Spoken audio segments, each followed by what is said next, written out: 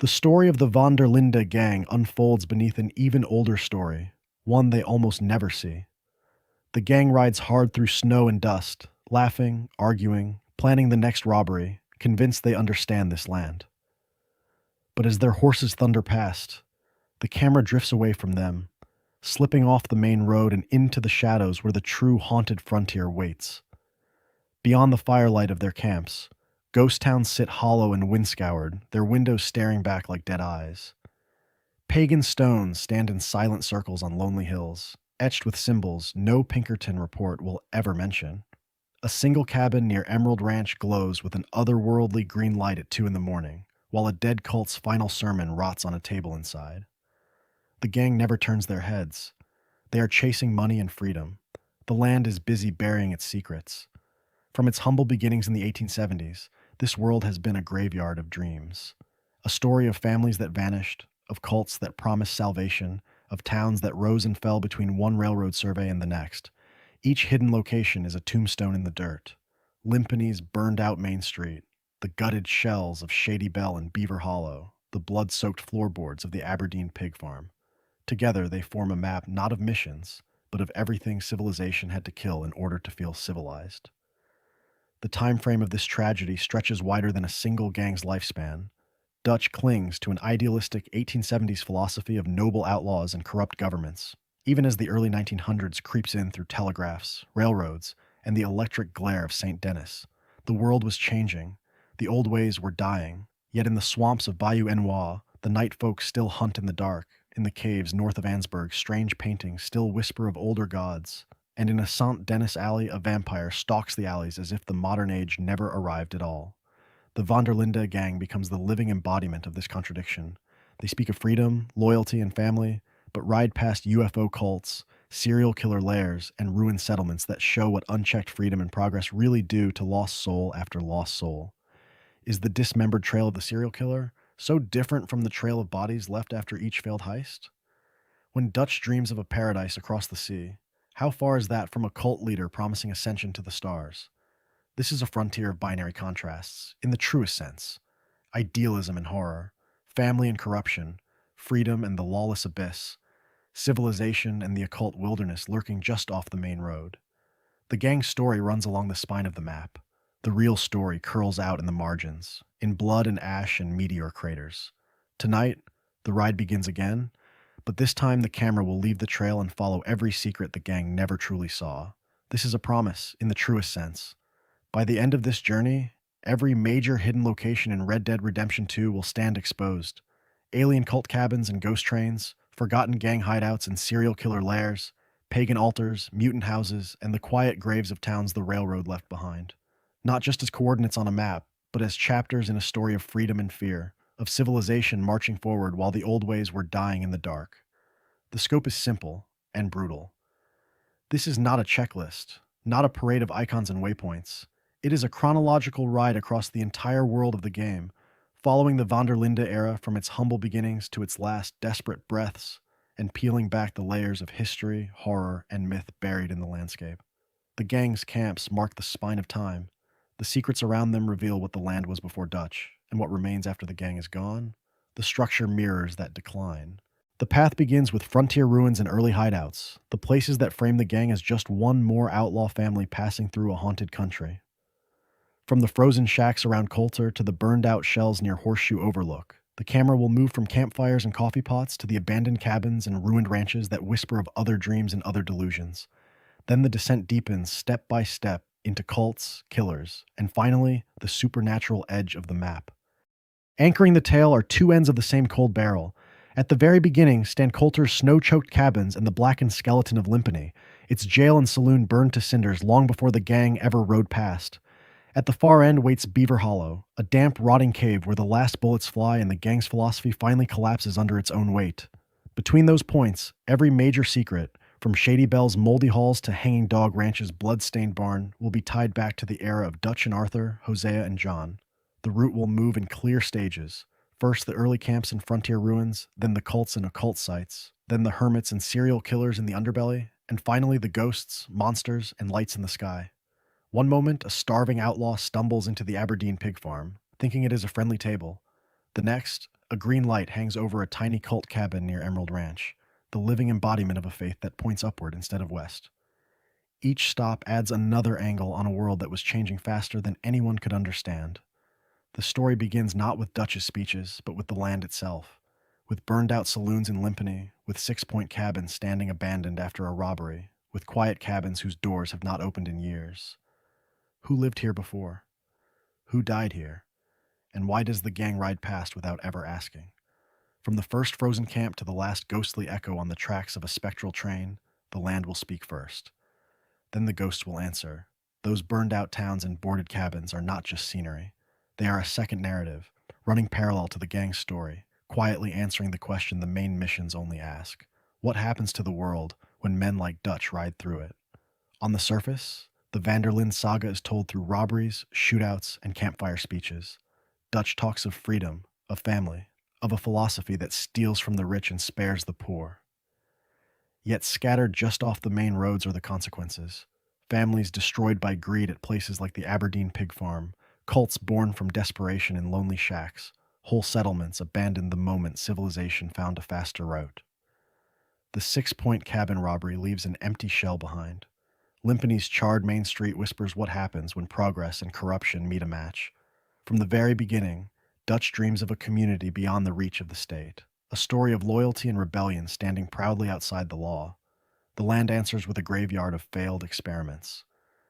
Pagan circles in the woods, the mysterious hill house perched on a lonely rise, isolated farms swallowed by debt or madness, ruined hamlets that tried to live beyond the railroad's shadow and paid in blood. Each is the living embodiment of Dutch's dream taken to its logical end. Small groups cut off from the world, clinging to their own rules until hunger, violence, or the Pinkertons of an earlier age erased them. Long before Beaver Hollow, the terrain is foreshadowing the fate of the gang in the truest sense. Caves packed with bones beneath Ansburg, cabins filled with corpses posed in ritual, ghostly trains screaming through the night all point toward a single truth. The old ways were dying, and those who refused to bend were buried. Is it coincidence that the gang ends in a dark, diseased cave after so many bone-strewn grottos have already been found? Or is the map itself predicting the last chapter? What makes this more haunting is how close these omens sit to the gang's own camps. At Horseshoe Overlook, the Aberdeen pig farm waits just a short ride away, a twisted parody of hospitality and family. Near Shady Bell, the night folk stalk the bayou, a feral mirror of what happens when an outlaw band loses its code entirely. In St. Denis, where Dutch plays the revolutionary in a modern city, a vampire hunts in the alleys, a literal predator hiding beneath the glow of civilization. The gang rides past, arguing about plans and loyalty, never truly seeing the world answering them in blood. Some of the darkest secrets go further, reflecting individual members with unsettling precision. The serial killer's dismembered victims and taunting notes echo Micah's cruelty and delight in suffering. The mutant house, with its failed attempts to reshape the human body, feels like Dutch's dreams and delusions hammered into flesh. The UFO cult cabin, promising ascension to a higher world, mirrors his fantasy of one last score that will lift the gang beyond consequence. These are not random horrors, they are mirrors. And step by step, location by location, those mirrors will start naming names. The question is simple. When every hidden place is telling the same story, how long can the gang pretend it is different? So the mirrors are already in place, and the land has begun telling its own story of failure and warning. To see where that story truly begins for the Vanderlinde gang, the path rides back into the cold. Back to Coulter. Most players remember Coulter as the tutorial camp, a brief refuge in the blizzard after Blackwater. But returning there later, when the guns are quieter and the world has opened up, reveals something different. An abandoned outlaw town, half swallowed by ice. Boarded up shacks huddle against the wind. Wagons sit half buried under snowdrifts, and frozen interiors whisper that this place had a life long before Dutch ever raised his voice in the storm. The layout itself feels like a fossilized dream of community. At the center, the general store stands with its windows frosted and its shelves almost completely bare, a monument to trade that failed. A few crates remain, a counter, a stove gone cold. Nearby, cramped cabins lean into one another, their doors left ajar, bed frames still made, chairs tipped over, clothes and small belongings scattered across floors now sealed in ice. Each room is a snapshot of a family that tried to carve out freedom in the grizzlies, and was pushed back by something bigger than courage. Follow the frozen paths out of town, and the picture widens. A mine entrance yawns dark against the white, rails locked in permafrost, tools abandoned mid use. It is from its humble beginnings a frontier settlement in the truest sense, people chasing ore, shelter, and a future at the edge of civilization. Yet every pickaxe left in the wall, every broken cart, every snow choked track says the same thing. The world was changing, the old ways were dying. And this little experiment in survival did not make the cut. In that setting, Dutch's early idealism takes on a different color. His speeches about enduring the storm, about huddling together as family against a hostile world, echo strangely when the camera drifts past blackened chimneys and shuttered windows. The gang believes it is unique, the living embodiment of resistance, but the town around them is proof that not everyone survives the blizzard of history. How different is Dutch's philosophy from whatever stubborn hope kept Coulter's original residence here until the last fire went out? Environmental storytelling drives the point home. Chimneys stained thick with smoke show a community that burned everything it had to stay warm. Doors hang half open, snow piled against them, as if people left in a hurry and never came back. Plates sit on tables, boots by beds, a doll frozen on the floor. It feels less like a slow decline and more like a sudden, desperate departure, a flight that mirrors the gang's panicked escapes from Blackwater, from Rhodes, from St. Denis. Here, the pattern interrupt arrives. Coulter is not just the beginning of the game. It is the prologue to the gang's fate. From the very beginning, the world is already littered with failed dreams, with lost soul settlements that tried to live outside the march of civilization and were buried under snow, debt, or progress. The Vanderlinde gang is not writing a new story. It is stepping into one that has claimed many before them. And as the journey moves south, toward burned towns and rotting plantations, that truth only grows harder to ignore. South of that frozen graveyard at Coulter, the first true scar on the land appears. Limpany is not buried under snow, it is drowned in ash. From its humble beginnings as a tiny riverside stop, it now lies spread out along the Dakota like a crime scene the world forgot, the air still feeling heavy, as if the smoke never really left. The approach tells the story before any note ever can. The main street is a corridor of blackened timbers and collapsed roofs, a place where civilization tried to plant a flag and then was erased in one violent breath. The saloon stands half open to the sky, its bar reduced to charcoal ribs, bottles melted and fused to the counter. The general store is gutted, shelves warped and empty, as though the idea of commerce itself had been put on trial and condemned. Every doorway feels frozen mid-escape. No bodies remain, but the absence is louder than screams. At the center of it all, the jail and sheriff's office slump into themselves, the living embodiment of justice turned to cinders. Inside, the desks are overturned, the filing cabinets burst open, paper fused to metal by the heat. A single note, half burned, hints at a story of corruption, references to a powerful official, pressure from above, records that needed to disappear. The implication is clear. This was not an accident. This was a controlled fire in the truest sense, a quiet war waged by men in offices, not by raiders on horseback. The charred ledgers and destroyed evidence suggest government or corporate interests reaching into a nowhere town and deciding it had seen too much. Why torch a place so small, so fragile? Because the world was changing and the old ways were dying, and those who owned the new order could not risk a paper trail. Limpany becomes a warning. When power feels threatened, it does not argue. It erases. For Dutch Vanderlinde, this is confirmation, not revelation. His philosophy of rebellion against government and the rich is not born in a vacuum. Places like Limpany prove that his rage has roots in real injustice, in real betrayal. Yet where Dutch sees a grand struggle between freedom and civilization, the ruins reveal a harsher truth. Ordinary families, clerks, barkeeps, and drifters are the ones who burn while powerful men fight invisible battles over ledgers and land rights. Dutch dreams of noble resistance. Limpany shows the collateral damage of those dreams when they curdle into delusions. Even here, the game rewards curiosity. In the sheriff's office, behind the desk and beneath the scorched floor, a gold bar waits among the ruins of law, a quiet irony that the richest thing in town survives the fire. In the other buildings, fire bottles and small loot sit abandoned, teaching from the very beginning that every ruin in this world holds both tangible rewards and buried stories. Is this a town? A cautionary tale? or an unmarked grave for someone else's sins. As the journey moves from the frozen stillness of Coulter to the scorched silence of Limpany, a tonal bridge forms. This is not just weather changing, it is a moral climate shift. The gang rides past a town erased by state sanctioned arson, never quite admitting that one day their own campfires will be cold, their own records destroyed, their own names spoken only in whispers over ruins. Limpany stands as a prophecy.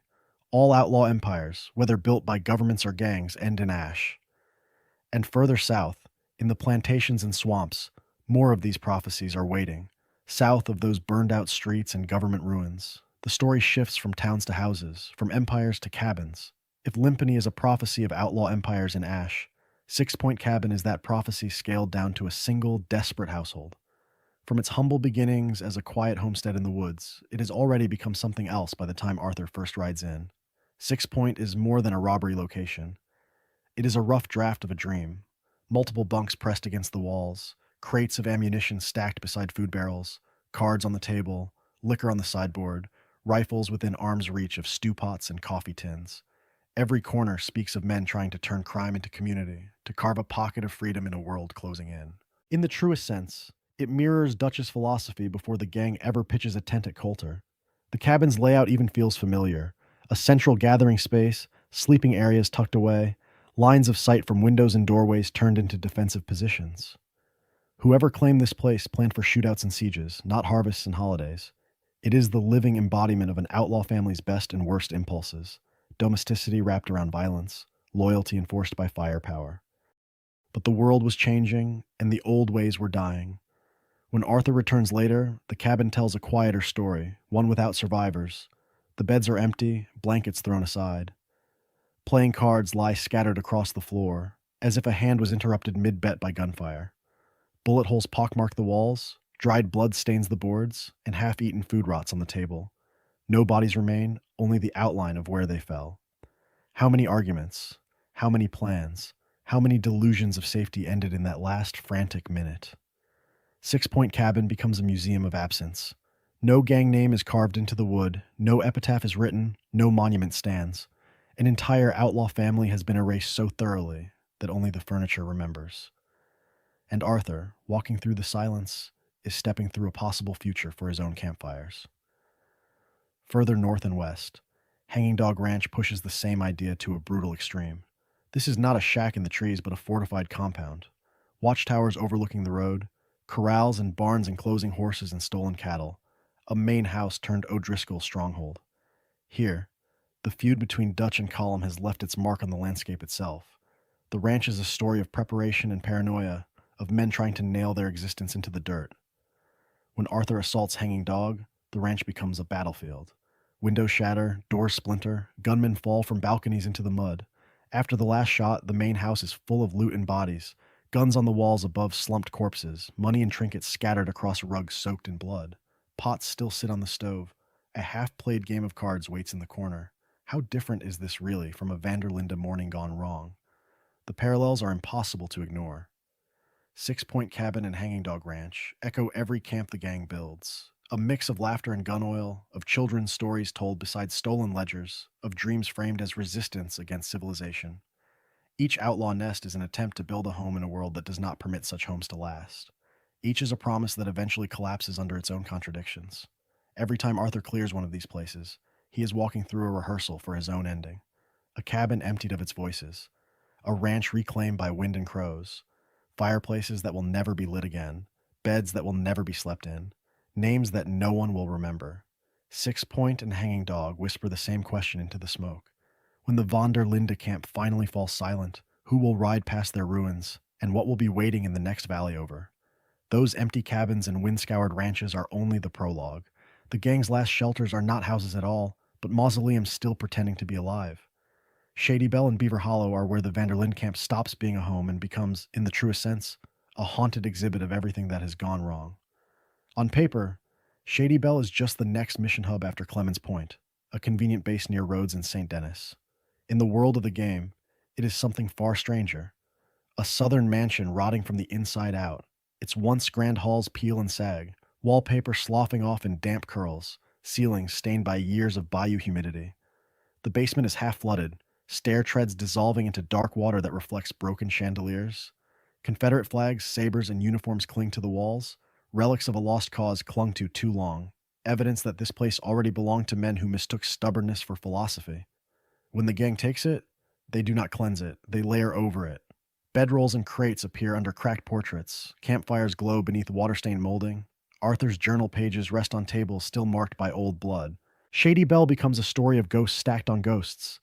The dead soldiers who once defended it, the unnamed family that abandoned it, and now Dutch's idealistic outlaws, passing through with their own dreams and delusions. Even their laughter sounds small in those hollow rooms.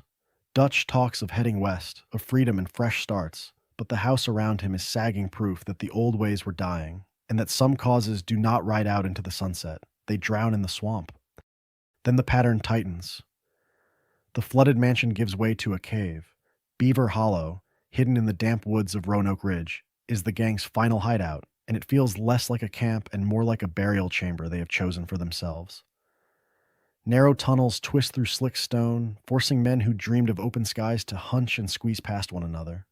Stagnant pools collect in low pockets, reflecting torchlight in sickly flashes. Bones lie half buried in the mud, graffiti crawls over the rock, and the gang's last campfire spits smoke against a ceiling that never opens. This is Dutch's dream, driven underground. He still speaks of Tahiti, of orchards and sugar fields, and a world beyond civilization. Yet every step in Beaver Hollow is a reminder of how far that dream has sunk. The air is close, the exits few, the sense of being trapped overwhelming. How many times does the camera catch Arthur framed by stone, penned in by shadows, while Dutch rants about freedom? Placed beside Six Point Cabin and Hanging Dog Ranch, the full arc becomes brutally clear. From its humble beginnings in open cabins and ramshackle ranches, the gang moves to a flooded monument to a dead rebellion, and finally into a literal hole in the ground. The spaces shrink as their options do. Their world closes in, and beyond those cave mouths and rotting doors, other ruins wait, the living embodiment of a frontier that has run out of places to hide. Those ruins are not isolated curiosities. They are milestones on a road that leads straight to the edge of the map, to a town that is already half dead while the gang is still clinging to life. Out in New Austin, beyond the gang's reach in 1899, Tumbleweed slumps in the dust, the living embodiment of a West that has already given up. Tumbleweed in Red Dead Redemption 2 is a town in retreat. Boarded windows stare blankly over empty streets, businesses stand abandoned, and the only building that seems to see regular use is the sheriff's office with its gallows out front. The noose creaks in the wind where commerce once did.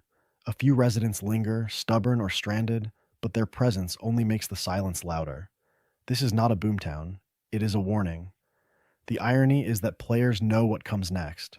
In the first Red Dead Redemption, Tumbleweed is a ghost town, its final collapse complete, while other settlements across New Austin and beyond begin to thrive under railroads, telegraphs, and the hard rules of civilization.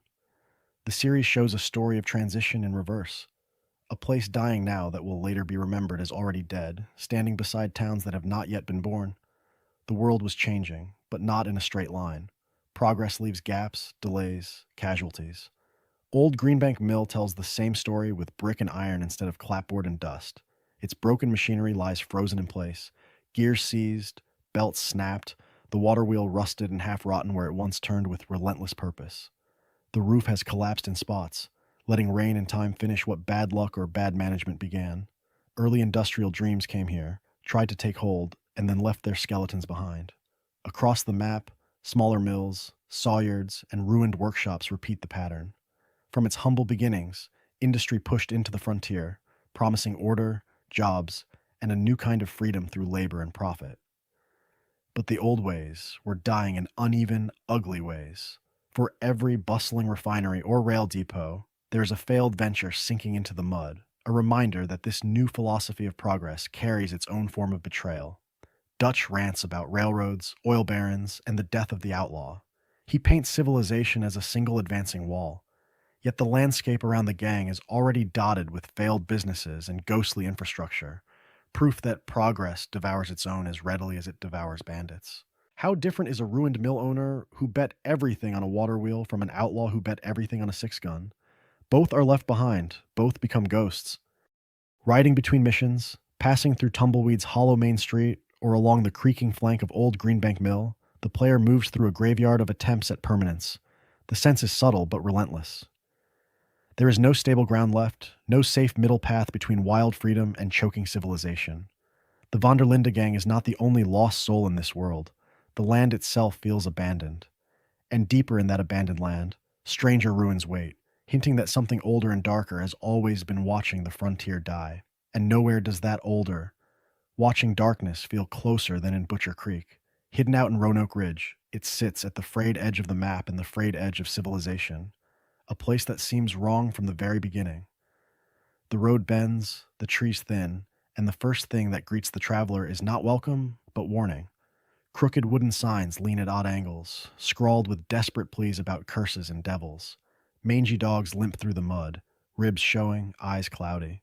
Diseased chickens peck at the ground beside hogs covered in sores. The locals who shuffle out of the shadows look inbred and exhausted, their faces twisted by generations of hunger and fear. Their voices stay low, almost reverent, as they whisper about evil in the water, about hexes in the hills, about a story of punishment that never ends. Walk deeper into Butcher Creek and the details close in. The shacks are barely standing, patched with mismatched boards and rusted scrap, roofs sagging under their own weight. Strange symbols are carved into doors and beam posts, a frantic mix of crosses, crude runes, and half-remembered folk marks, as if the townsfolk are throwing every superstition at the dark and hoping one will stick. Rotting food lies in open crates, swarmed by flies. Sickly children cough on porches, their eyes too dull and old for their age, watching the world pass them by while they never leave the mud. In the truest sense, Butcher Creek is a prison with no walls. The game slowly reveals why. The water is poisoned, fouled upstream by industrial runoff and neglect, turning the villagers' own lifeline into a slow-acting curse. Their bodies fail, their minds fray, and into that weakness steps a manipulative outsider, a preacher of doom who feeds their terror. He speaks of devils, of judgment, of fate, twisting their ignorance into obedience. Their belief in the curse becomes its own shackle. Every misfortune confirms it, every death proves it, and no one dares to imagine freedom. Here, the parallels to the Vanderlinde camp are impossible to ignore. Both are isolated communities on the margins. Both dream of escaping a hostile world. Both cling to a charismatic voice that claims to know the way. Dutch dresses his control in philosophy, in speeches about freedom and the world that was stolen from them. Butcher Creek's leaders wield fear and folklore, promising safety if everyone obeys and never questions. One quotes ideals, the other mutters omens, yet the result is the same. Loyalty weaponized, hope corrupted. From its humble beginnings, Dutch's gang tried to be the living embodiment of an outlaw family with a code. But Butcher Creek shows what happens when even that fragile code rots away. No guiding principle, no higher dream, just bad water, bad luck, and the human need to blame something in the dark. If this is the future of a broken family, what does that say about the gang hiding in Beaver Hollow's shadows nearby? And what other lost soul or lost town waits deeper in the trees, where the old ways were dying and something stranger took their place? Deeper in those same trees, the land offers an answer, not in words, but in stone and bone. Before the gang ever reached Beaver Hollow, other dreamers had already carved their philosophies into the hills, and the forest remembers them far better than it will ever remember Dutch. High on a lonely rise in the heartland sits the mysterious hill house, a stone face set into a grassy mound, staring blankly over the plains. One door, no windows, no path worn by regular boots. It looks less like a frontier homestead and more like something dug up out of another century and quietly left there. The main story never mentions it. No mission sends an outlaw to its threshold. It simply waits, a question mark built out of rock. Inside, the illusion of normality collapses. The rooms are cramped and uneven, low ceilings pressing down on anyone who enters. Odd, heavy furniture crowds the space, more European manner than American shack, as if someone tried to recreate a distant world from memory and got the proportions wrong. A bed here, a table there, a fireplace that feels ceremonial instead of comforting. It is domestic, and yet it is not. In the truest sense, it feels like a dwelling for an outsider, or a true believer who chose exile over civilization. Who built this? A homesick immigrant, clinging to the old ways while the world was changing? A recluse hiding from railroads and lawmen? The game never answers, and that silence is the point. The Hill House stands as the living embodiment of a forgotten philosophy of life, sealed away in stone while the rest of the frontier rushes toward progress and profit. But the strangest faiths do not even bother with walls. Travel farther from the roads and another secret waits. A pagan altar, a raised stone platform or tight circle of rocks crowned with animal skulls and rough totems, antlers nailed into crude idols, bones arranged with obsessive care, faded markings on the stones, neither church scripture nor tribal sign, but something in between, belonging to no official god of this new empire. No sermons, no congregation, just the stubborn echo of an older, hidden worship. These are not the trappings of an idealistic ranch family or a passing gang. They hint at waves of settlers and cults who came long before Dutch, before Blackwater, before St. Denis choked the horizon with smokestacks. From its humble beginnings, this land has been a story of competing belief systems, each one trying to claim a little corner of freedom, each one insisting it has found the right way to live.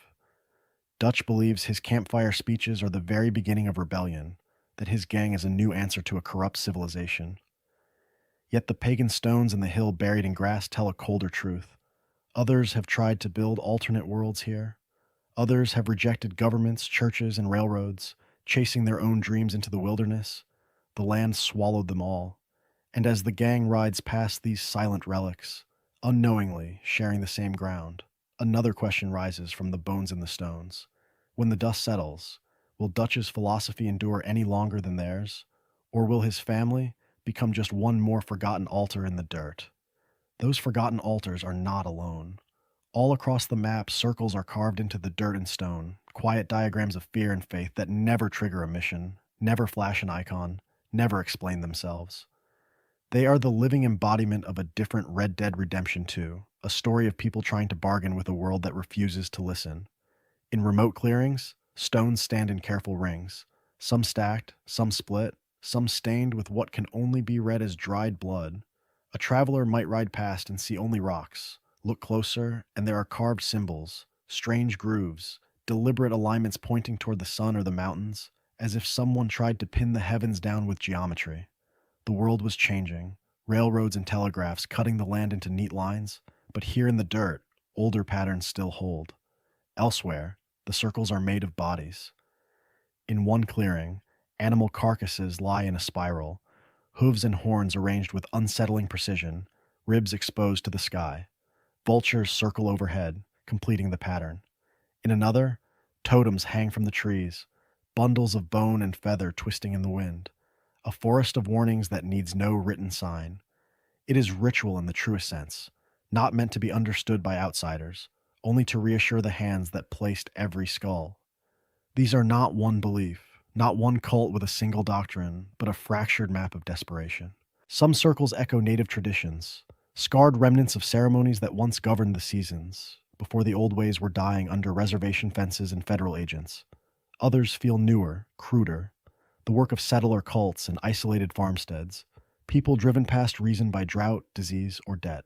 And some arrangements are pure madness, the work of a lost soul who saw patterns in every shadow and tried to trap them in bone. In their own way, these circles mirror Dutch's campfires. He does not draw symbols in the soil. He draws men and women into his voice. His speeches form their own ritual ground, repeated phrases about faith and plans laid out like verbal magic circles, promising protection against Pinkertons, poverty, and betrayal. Where the hermit stacks stones, Dutch stacks words. Where the farmer spills blood on an altar, Dutch spills promises, binding his family to him with shared dreams and shared delusions. From its humble beginnings as scattered stones to full rings of carcasses and charms, this network of occult sites charts a rising panic under civilization's march. And the game is not done. These circles in the dirt are only the first draft of something darker. Ahead, wait cabins that worship the stars, caves rumored to house the devil, and gatherings that claim to have touched visitors from beyond the sky. Each one pushes the same impulse to its extreme. When the world slips away, what will people sacrifice to believe it still makes sense? Those circles in the dirt are only the prologue. The real sermon from the heavens waits in the trees north of Ansburg, where the sky itself has already come crashing down on an unsuspecting home. The path to the meteor house feels ordinary at first. A lonely cabin, tucked among the pines, smoke long gone from the chimney, the world moving on without it. From its humble beginnings, It presents as another abandoned homestead in a country where the old ways were dying one foreclosure, one famine, one gunshot at a time. Then the threshold is crossed, and the illusion ends. The roof is torn open, splintered around a black wound. A great stone from the stars has punched straight through the rafters, through the dining table, through the people who once called this place family. Inside, time has stopped on the worst second of their lives. Charred bodies remain seated in their chairs, spines twisted, hands frozen halfway to their mouths. Plates and cutlery lie scattered yet eerily composed, a final meal arranged around an intruder from another world. The meteor itself sits embedded in the floorboards, glassed earth and scorched wood radiating out from the impact, the living embodiment of random catastrophe. No struggle, no warning, no bandits at the door. Just the sky, falling. It is a grisly tableau, but also a philosophy lesson in the truest sense. This is a story of freedom interrupted, of domestic dreams shattered not by betrayal or outlaw violence, but by something that never even knew their names. The silence in that room is heavier than any gunfight. Who did they blame in that final instant? God, fate, bad luck, or nothing at all? Walk a little further into the hills, and the pattern deepens. There, a second impact site waits, a shallow crater gouged into the earth, ringed with shattered stone and scattered fragments of the same alien rock. One meteor could be a freak accident. Two, in the same region, begins to feel like a message. To the miners and loggers who whisper stories around Ansberg's fires, this is not geology. It is judgment, divine wrath, a cosmic omen, proof that civilization's advance has angered something vast and indifferent above. Yet that is the point. Indifference. Just as a rock from the sky can erase a family in a heartbeat, a stray bullet can erase a gang, a town, an entire way of life. Dutch builds plan after plan, charts routes, makes speeches about loyalty and destiny, convinced that thought and will can bend a hostile world. The Meteor House disagrees. Sometimes there is no plan, no code, no philosophy. Sometimes the sky falls, and that is the end of the story. In that light, Dutch's grand designs start to look less idealistic and more delusional, a man arguing with gravity. And the land has more arguments to offer. Because if the heavens can kill without warning, what does it mean when people start trying to answer back to the stars? The answer comes from underground. From the sky falling to the earth opening, the land offers a different kind of warning in the cliffs west of the Dakota River, where an opening in the rock face gapes like a wound. The entrance to the so-called Devil's Cave is small but unmistakable. Framed by crude symbols scratched into stone, bones hung and scattered as if some pagan altar had slid down the hill and bled into the doorway. The world was changing, but here the old ways were dying loudly, one rumor at a time. From its humble beginnings as a whisper in Valentine's saloon, the legend grows teeth. Ranch hands swear a horned figure has been seen at dusk. Drifters claim screams echo out on windless nights. In a story of fear and distance, no one needs proof. The cave becomes the living embodiment of everything the new, polite civilization insists it left behind. Evil, in the truest sense, is pushed into a hole in the ground and given a name. The devil. Step inside and the bravado of campfire talk fades. The rock presses close. The air turns cold, and the light from the entrance dies quickly behind a bend in the stone. Narrow passages snake inward, forcing slow, careful movement. Flickering torchlight clings to damp walls, throwing jagged shadows that seem to move on their own. Then comes the voice. It does not come from ahead or behind, but from everywhere at once, booming and echoing, promising damnation, demanding retreat. Who would not hesitate when the darkness itself starts speaking back? The deeper the path winds, the clearer the trick becomes. There is no horned demon, no supernatural guardian of some forgotten ritual circle. At the heart of the cave waits a man, hunched, disfigured, eyes sharp with suspicion and long practice. He has rigged the acoustics, chosen his words, and learned how terror moves through stone. He is no immortal monster, only a bitter recluse who has discovered that a devil's reputation grants more freedom than any kindly hermit ever could.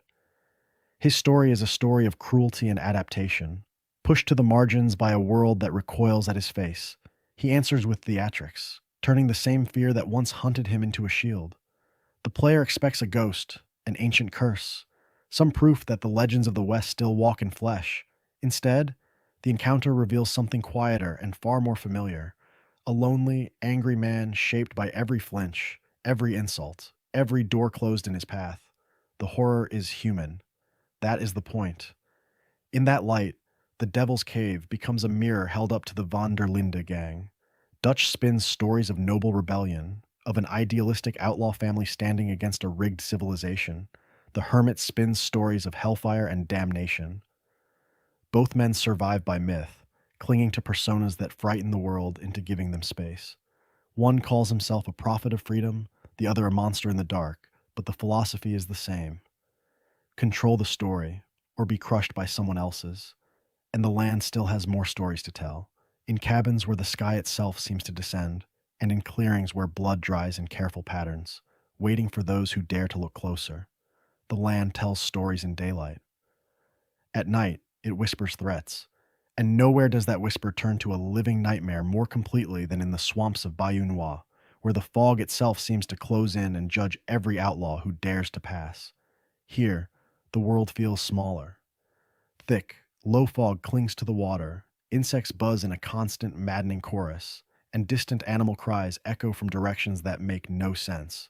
Lantern light dies after a few yards, swallowed by the murk until visibility, and with it, any illusion of safety, drops to almost nothing. This is not the open west of Grand Horizons. This is a trap, in the truest sense, built out of mud, cypress, and fear. It is in this suffocating dark that the first night folk encounters unfold. There is no shouted warning, no bandit bravado, no civilized demand for a wallet or a watch. Pale figures simply emerge from the tree line or the reeds, barefoot and silent, their faces drained of expression and smeared with filth. Sometimes they stand motionless near a hanging corpse, waiting for a curious rider to draw close before the ambush begins. Sometimes an eerie shriek rips through the swamp air, not a battle cry, but something closer to an animal in pain, and then the knives flash from the shadows. Their territory is written into the landscape for those who know how to read it. Totems made of bones and sticks hang from branches, clacking softly when the wind moves through. Mutilated bodies are posed as warnings along narrow paths, arms splayed, eyes staring, a story of agony frozen in place. Abandoned shacks sink into the mud, their walls streaked with bloodstains and crude symbols, as if some private religion has been carved directly into the boards. From its humble beginnings as a simple swamp, Bayou Noir has been claimed and rewritten as a shrine to something half human, half nightmare.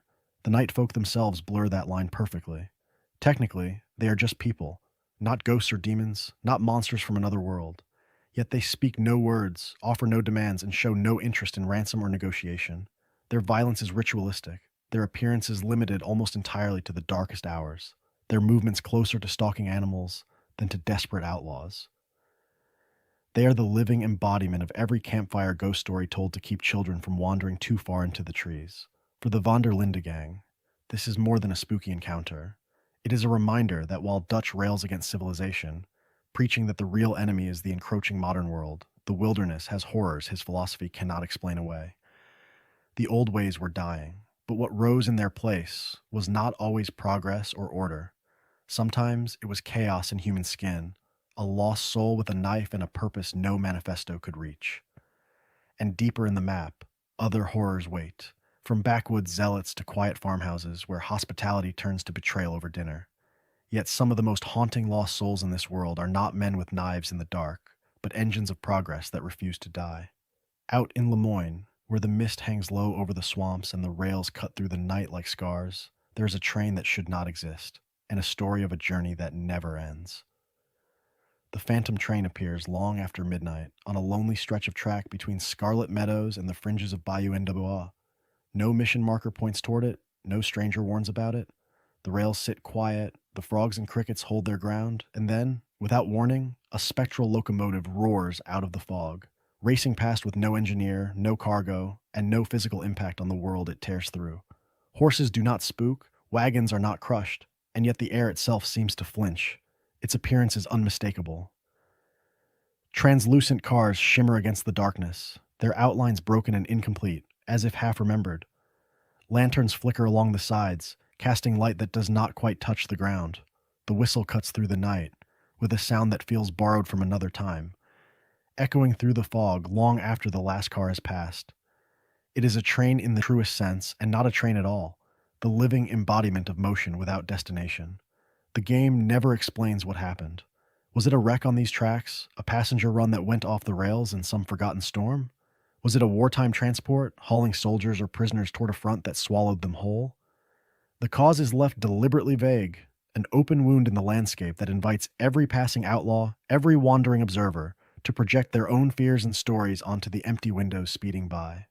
The absence of answers becomes its own kind of accusation.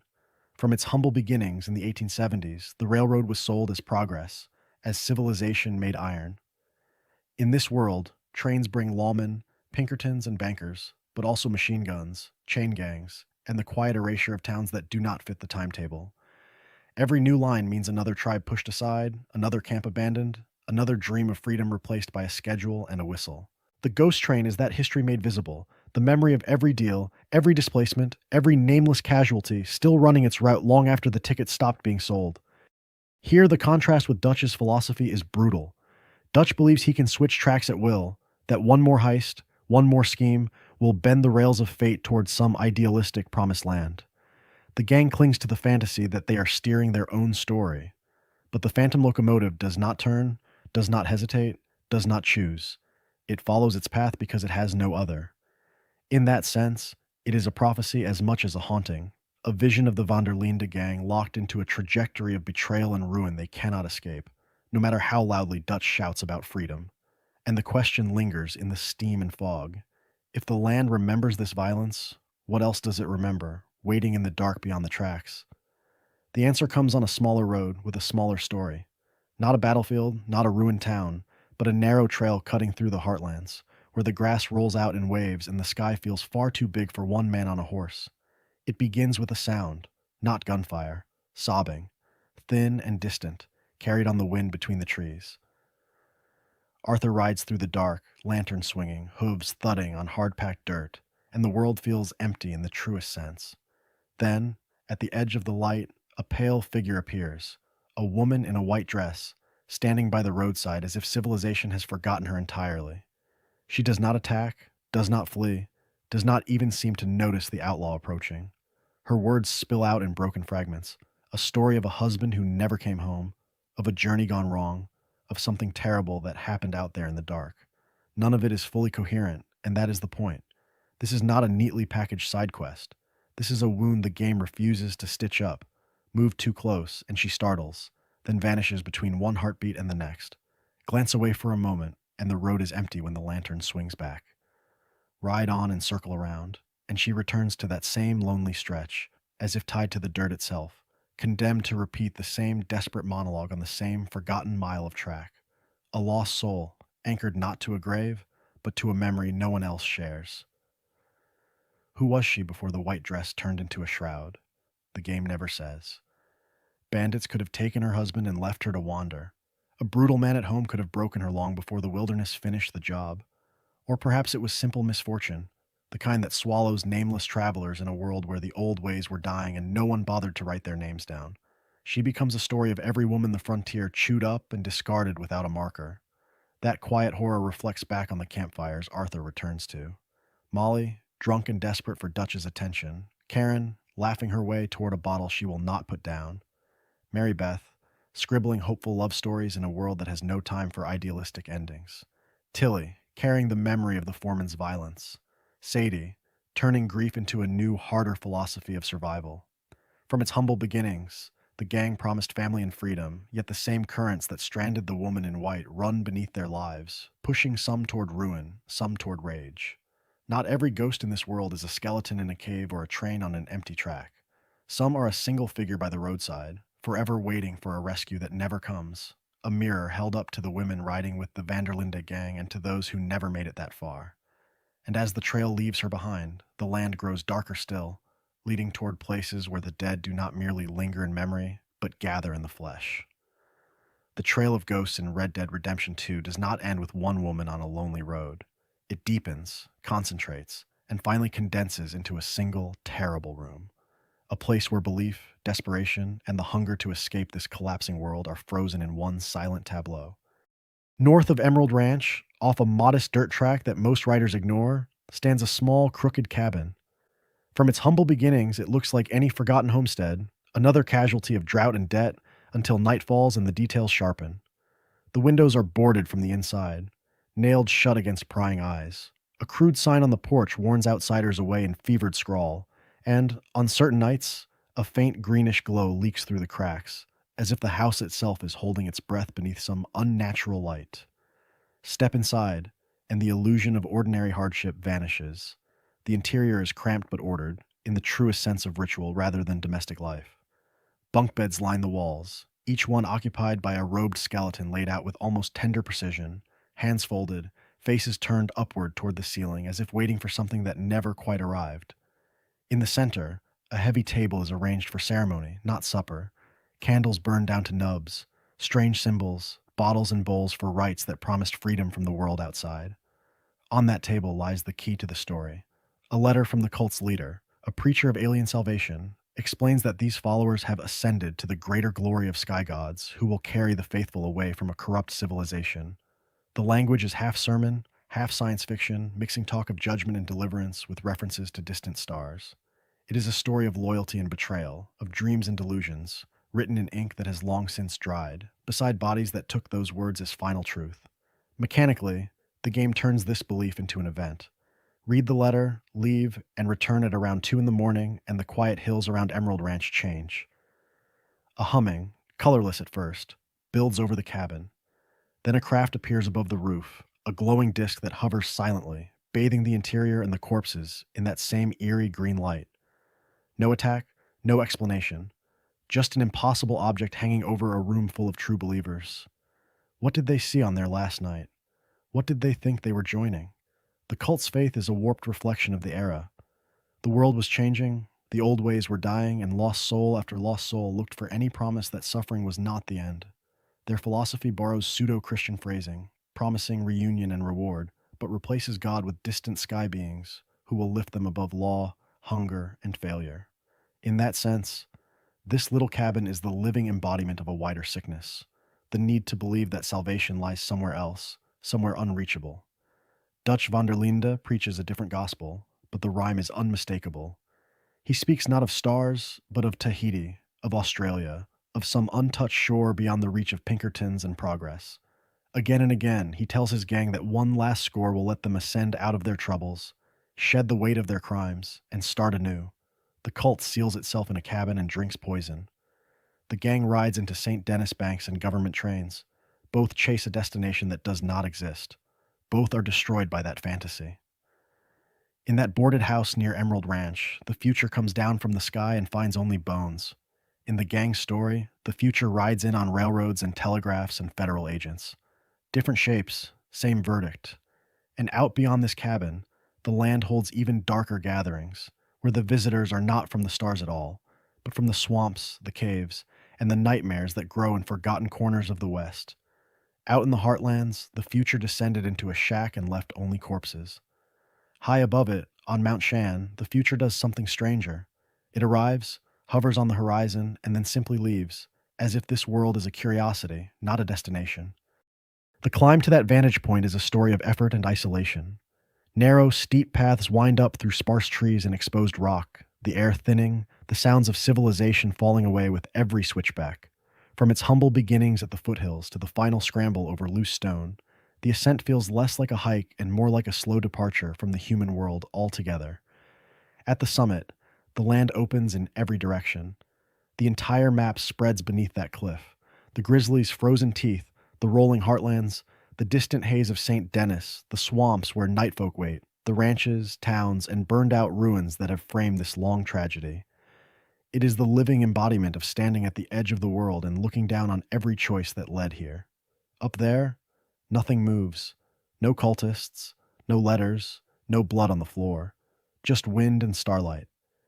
And yet, at a very specific hour of the night, when the sky is at its darkest and the valley below is almost entirely asleep, a second light appears. Far off, above the horizon, a greenish craft hangs in the air, silent and unmoving, as if considering the land that sprawls beneath it. Then, without fanfare, it darts away into the distance and vanishes. No sermon, no ascension, no explanation. If the shack near Emerald Ranch is a story of belief, Mount Shan is a story of perspective. The cult leader's letter promised a second, higher journey, a final freedom beyond the flesh. Is this the same craft that answered their call? Is this their God returning to survey its work? Or did a desperate, idealistic little congregation simply build a religion around a passing light, trying to give meaning to something that never even noticed them? The questions hang heavier than the thin mountain air. The game never settles the argument. There is no final codex entry, no scientist in St. Denis to rationalize the phenomenon, no prophet in the hills to confirm it in the truest sense. The world was changing, the old ways were dying, and even the strangest visitations obey that rule. They appear, they disrupt, they leave. The player stands in the same position as the Vanderlinde gang, as every outlaw and every lost soul in this fading West, staring at forces beyond comprehension, trying to fit them into a personal philosophy built on freedom, family, and resistance to a civilization that keeps rewriting the rules. From this height, every hidden cabin, every ruined town, every shallow grave seems small, almost orderly. Yet the sky above Mount Shan whispers that the map is not complete, that even here, above the story, something else is watching. And down below, in the swamps and shadows, other things are watching back. From the mountain sky, the land looks clean. In St. Denis, it pretends to be.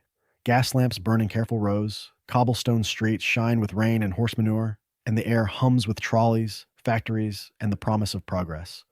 This is the living embodiment of civilization in Red Dead Redemption 2, a city that insists the world was changing for the better. But in its alleys, the old ways were dying in a far more literal way. The horror begins quietly, almost politely, with a message on a wall. In a narrow side street, written in blood rather than paint, a sentence curls across the brick, half warning and half confession. It is the very beginning of a story of hunger and delusions, of a predator who sees this proud city as nothing more than a stocked pantry. St. Denis sells safety with its streetlights and police whistles, yet its walls whisper that something is feeding in the dark. To understand that presence, the player must hunt it. One message leads to another, 5 in total, scattered like clues in a ritual. Near the church, near the docks, tucked behind respectable businesses and crowded tenements, each blood-written line hints at a philosophy of superiority, a creature who calls the citizens cattle, who believes this maze of brick and steam exists only as a hunting ground. It becomes a twisted scavenger hunt, a story of civilization on the surface and quiet slaughter underneath. Then comes the pattern break. Those messages are not just flavor, they are an invitation. Find them all, and the city's facade finally cracks. Return to a particular alley near the heart of St. Denis after midnight, when the last trolley has rattled past and the gas lamps throw more shadow than light, and the predator steps into view. A pale, well-dressed man bends over a fresh corpse, his mouth and hands wet, his posture almost tender. For a moment, the scene could be mistaken for a lover's embrace. Then he lifts his head. He calls himself a vampire. Not metaphorically, not as a nickname, but in the truest sense, with the confidence of someone who has rehearsed this identity for years. His eyes are bright, his accent refined, his manner calm, and when he moves, he is fast, unnaturally fast, driving a dagger at Arthur with shocking force. He does not turn into mist. He does not burst into flames at dawn, and when he dies as a man dies, bleeding out on the filthy stones. Yet the encounter never feels mundane. Rockstar plays it straight, refusing to explain whether this is a madman, a monster, or something between, and in that gap the gothic horror takes root. St. Denis, from its humble beginnings as a trading port to its industrial present, prides itself on reason and order. But its deepest secret is a blood drinker hiding in its own veins, a lost soul who thrives on the very progress that pretends to banish him.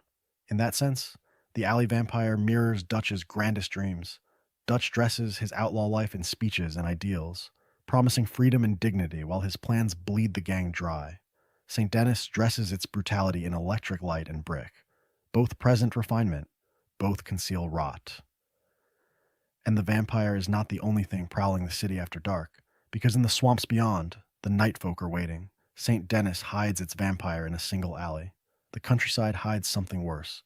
If the alley creature is a gothic echo of Dutch's grand speeches, the serial killer is the living embodiment of everything this world pretends not to see. The story begins not in a haunted mansion or a cursed swamp, but beside an ordinary set of train tracks. There, a body hangs in pieces, nailed to a crumbling stone wall, head resting on the ground as if it simply rolled away from the rest. Tucked into the severed head is a blood-stained scrap of paper, a cryptic note gloating over the kill and a torn fragment of a hand-drawn map. No philosophy, no justification, just an invitation to follow a trail carved in flesh. From its humble beginnings at that first scene, the hunt becomes a story of escalation. The next site lies off a quiet road where another corpse has been disassembled and rearranged with almost ceremonial care, limbs posed, ribs exposed, a message scrawled in blood nearby. A second fragment of the killer's map waits among the remains. Further out, near a lonely bridge, the third tableau waits. Body parts stacked, a head placed to stare at the passing world, another taunting note, and the final piece of the puzzle. Each scene is more elaborate, more theatrical, as if the killer is growing bolder while civilization looks the other way. Once the fragments are assembled, the map does not point to some ruined castle or obvious den of evil. It leads to an unremarkable shack in the middle of nowhere, a place anyone might ride past without a second thought. Inside, behind a hidden mechanism, a staircase drops into the earth. The basement below is a private museum of horror, walls plastered with newspaper clippings, sketches of victims, twisted manifestos, and trophies taken from the dead. This is not a man driven by hunger or survival. This is a predator who has turned murder into routine. The confrontation comes almost casually. Arthur explores the lair, and the killer emerges from the shadows, attempting to knock him cold with a blow to the head, as if this were just another hunt. A struggle follows on the blood-stained floor, ending with the murderer at Arthur's mercy. The law can take him, or the dirt can. Even if delivered to the authorities, the killer plays weak and harmless, only to lunge again in one last desperate attack, proving that no cell, no badge, no speech of progress can tame what he is. In the truest sense, this hidden narrative is not about the frontier or the old ways dying. It is about the evil that thrives beneath both. In a world of outlaws chasing freedom and families torn apart by betrayal, this man is something else entirely. He is proof that not every monster is forged by poverty, by broken dreams, or by Dutch's collapsing philosophy. Some monsters are simply born in the dark, and civilization gives them just enough shadow to disappear. And out in those shadows, he is not alone. One of those shadows lies just north of St. Denis, where the smoke of industry thins out and the marsh gives way to quiet fields. The road bends, the city's noise fades, and an isolated house appears on a low rise.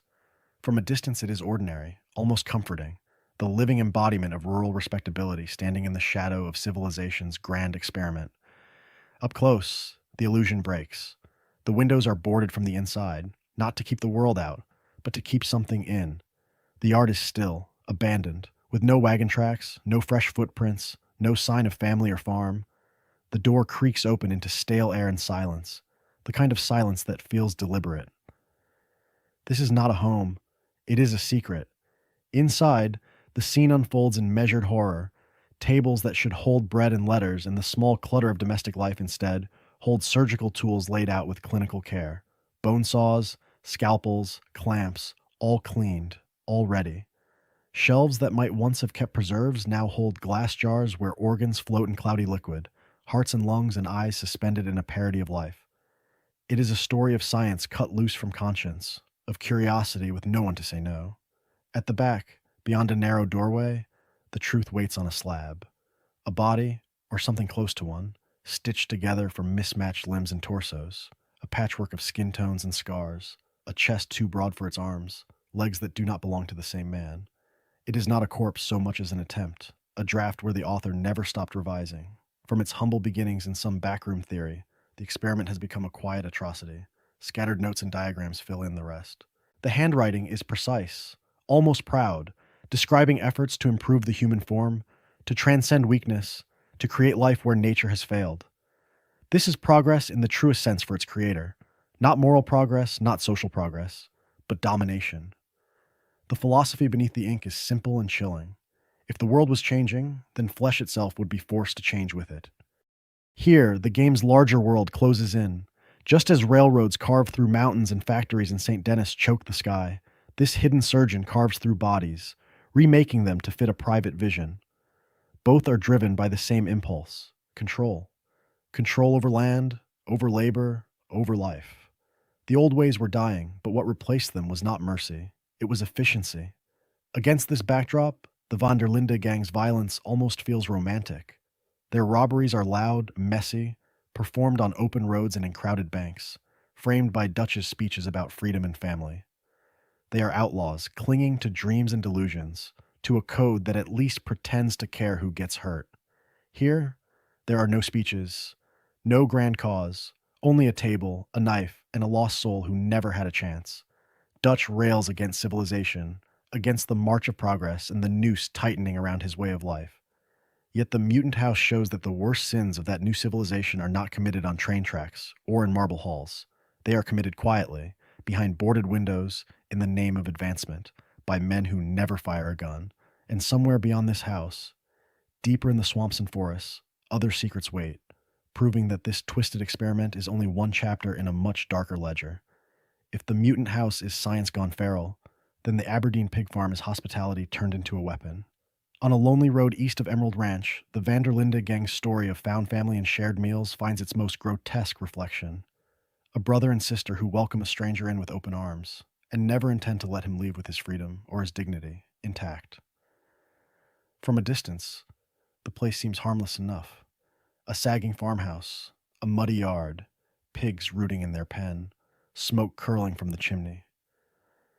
At the very beginning of the encounter, the Aberdeens rush out, all smiles and warmth, calling Arthur friend, praising his courage for riding alone, insisting he come inside. The interior matches the performance. Cluttered but cozy, plates stacked, bottles on shelves, a worn table set for company. It feels, in the truest sense, like a rough rural home that has seen hard times but still believes in generosity. Then the meal begins, and the mask starts to slip. The siblings pour drinks, heap food onto Arthur's plate, and crowd in too close. Their compliments turn oddly intimate, their questions a little too probing, their laughter lingering just a beat too long. The brother pushes more liquor, the sister coos and flatters, and the player is offered a choice. Drink again and again. Is this just a rare moment of outlaw comfort, or something far worse? The scene walks a razor's edge between dark comedy and dread, two predators overplaying their charm for a man who has robbed half the region. If Arthur accepts their hospitality too fully, the screen fades. He slumps forward, drugged and drunk, as the Aberdeens' voices twist from honeyed concern to open glee.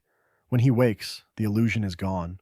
He is lying broken in a ditch or pit nearby, bruised, stripped of his cash, surrounded by bones and rotting corpses. The realization lands slowly, then all at once. This is not a one-time betrayal, but a ritual. The Aberdeens have done this before, and they will do it again. Returning to the farmhouse turns the cozy tableau into a crime scene. Bloodstains mar the floorboards. A hidden room reveals piles of money and personal effects, trophies from countless victims. Outside, small graves suggest children who did not survive this family. In the pig pen and the larder, there are hints that the siblings are cannibals, or at least murderers who feed their guests to the animals. The old ways were dying, but here, something older and far more primitive has taken root. The Aberdeens are the living embodiment of family as trap. Where Dutch promises protection, community, and a higher philosophy, these two offer the same words stripped of idealistic varnish, exposing the raw transaction beneath. Trust us. Sit at our table. Hand over everything. In a world where the gang sells itself as a chosen family against a hostile civilization, the Aberdeen pig farm whispers a harsher truth. Sometimes family is just the prettiest mask betrayal ever wears. And the road only gets darker from here, as other lonely cabins and forgotten shacks reveal what happens when lost soul after lost soul falls through the cracks of this dying frontier. Those lonely cabins and rotting porches lead to another pattern in this dying West. The people who do not lure travelers in, but drive them away. If the Aberdeens are a story of family turned predator, the hermits of Red Dead Redemption 2 are the living embodiment of a different response to a collapsing world. They walk off the map, and they stay there. From its humble beginnings, the frontier myth promised freedom in the truest sense. Land, silence, no one to answer to. Yet the hermits Arthur encounters show what happens when that dream is followed all the way to the end. High in the grizzlies, a man lives among wolves in a crude stone shelter, ringed with bones and animal carcasses. Step too close, and he charges with feral rage. Half man, half cornered beast, defending a territory that is barely habitable. His home is not a ranch or a cabin. It is a barricade against civilization itself. Far to the south, in the choking mists of Blue Water Marsh, an old woman occupies a leaning shack swallowed by vines and stagnant water. Her garden is overgrown, her fence is improvised from scrap wood and rusted wire, every angle suggesting she expects intruders and trusts no one. Inside, hoarded jars, tonics, and talismans crowd the shelves, a private apothecary built from fear and hard earned knowledge. When Arthur approaches, she does not welcome him. She warns, snaps, lashes out, the last brittle survivor of a world that has taken too much already. In the hills and backwoods, other recluses follow the same philosophy in different keys. A strange man in a hillside cabin muttering at strangers, a loner with crude traps and warning signs, each home marked by personal shrines, trophies, or carefully arranged relics. Overgrown paths, boarded windows, shot up targets nailed to trees, all speak of people who have rehearsed the moment an outsider finally arrives. Some attack on sight, some issue cryptic threats or half mad sermons. All deliver the same message: go away. These are not random oddities. They are what happens when loyalty is given, then broken, once too often. The world was changing. The old ways were dying, and not everyone chose a gang, a cult, or a town job. Some lost soul after lost soul decided that the only safe family was no family at all. In their isolation, freedom becomes a narrow circle of dirt, patrolled day after day, a sanctuary that is also a prison. Arthur's own arc runs in uneasy parallel. As Dutch's dreams curdle into delusions, Arthur begins to imagine a quieter life, a small ranch, a cabin in the hills, some fragile peace beyond outlaw chaos. But every hermit he meets is a warning. Is total solitude an escape from betrayal, or just another kind of death? And as the journey pushes deeper into stranger cults and darker ruins, that question only grows sharper. To chase that question to its darkest edge, the trail leaves lonely cabins and rides straight into the swamp. Bayou Noir is where civilization pretends to end, where the lamps of Saint Denis fade into mist and the trees themselves seem to lean in, listening. In that half-drowned world, freedom is not a dream of wide plains, but a desperate bargain with things that never left the shadows. From its humble beginnings, the path to the swamp witch hut feels wrong. The road dissolves into mud, the Spanish moss thickens, and the usual logic of the frontier starts to falter. Deep in the bayou, off the main channels and away from the night folks' hunting grounds, stands a small, rotting cabin on stilts, ringed by hanging charms that clack softly in the wind. Jars filled with murky liquid, bird skulls, and animal bones sway from the rafters, the living embodiment of a warning sign that no sheriff ever posted. Inside, the hut tells a story of survival written in herbs and ash rather than ledgers and laws. Shelves sag under the weight of dried plants and bottled concoctions. Strange drawings crawl across the walls, and a battered cauldron or cooking pot sits ready over the fire, stained by years of brewing who knows what. It is not grand sorcery. It is herbalism, superstition, and ritual braided together, a philosophy born from hunger, disease, and the constant threat of drowning in a place the world was changing past and leaving behind. Yet the most unsettling detail is what is missing. The witch herself is rarely there, or vanishes almost as soon as footsteps approach, turning the hut into a stage set between performances. Every object feels mid-ritual, every charm mid-sentence, as if unseen hands have only stepped outside for a moment. Is this an abandoned refuge, or a room someone still uses to negotiate with forces that refuse to be named? In the truest sense, it feels less haunted by ghosts than by ongoing intentions. That lonely hut does not stand alone. All through Bayou Noir, small shrines appear on stumps and roots and half-sunken stones. Candles burned low, coins scattered in hollowed logs, bits of bread or meat left where no priest will ever see them. These offerings hint at a parallel congregation, poor and marginalized people turning to folk magic when official institutions fail them, when churches bless railroads but not flooded shacks, when lawmen protect banks but not sharecroppers. Here, belief becomes improvisational. Where the UFO cult in the hills clings to a written doctrine and a promised ascension, and the formal churches in town preach order and obedience. The bayou's faith is transactional, whispered, and immediate. It asks for one more healthy child, one more season without fever, one more night without the night folk at the door. The old ways were dying, but out here they die hard. And this raises a sharper question. If the swamp grants favors to those who pay the right price, what happens to the lost soul who pays too much?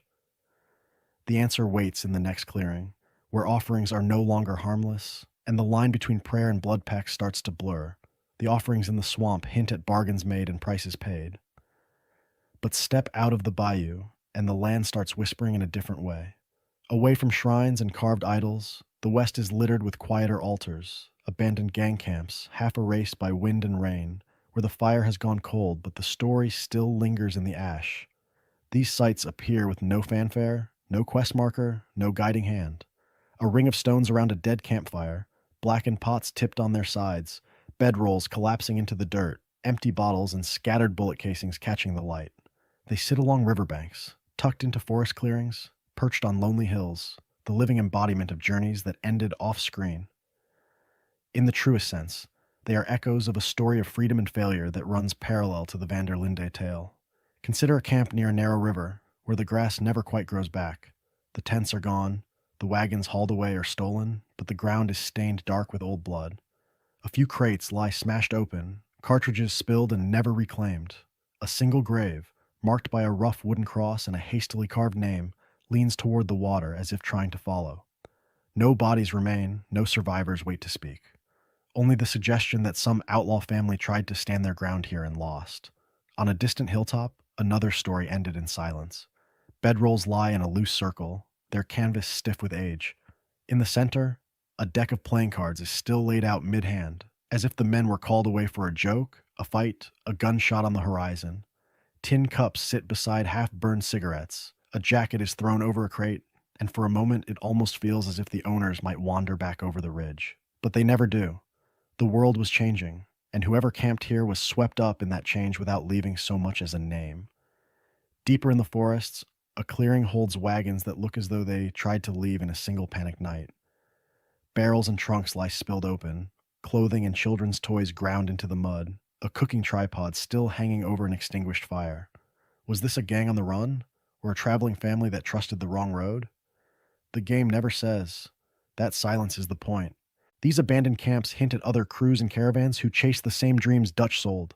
Life beyond civilization, loyalty on the move, the philosophy that the road itself could be a home. From its humble beginnings to its bloody end, the Vanderlinde gang imagines itself as unique, as a story written in the heavens. These empty circles of ash say otherwise. Arthur's journal quietly confirms it. He sketches toppled tents, notes a grave by the river, remarks on a camp that must have cleared out in a hurry. As his own life accelerates toward betrayal and oblivion, he becomes an archivist of strangers, preserving traces of men, women, and children whose names the game never speaks. His drawings turn these forgotten fires into a chorus around the main tale, a reminder that this is not just the tragedy of one gang, but of an era, because the old ways were dying for everyone, not just Dutch and his followers. For every legendary hideout remembered in newspapers, there are a dozen nameless camps rotting in the rain. And if the land is this crowded with ghosts, what else is waiting in the ruins and backroads where even the law fears to tread next? The ghosts are not alone out there.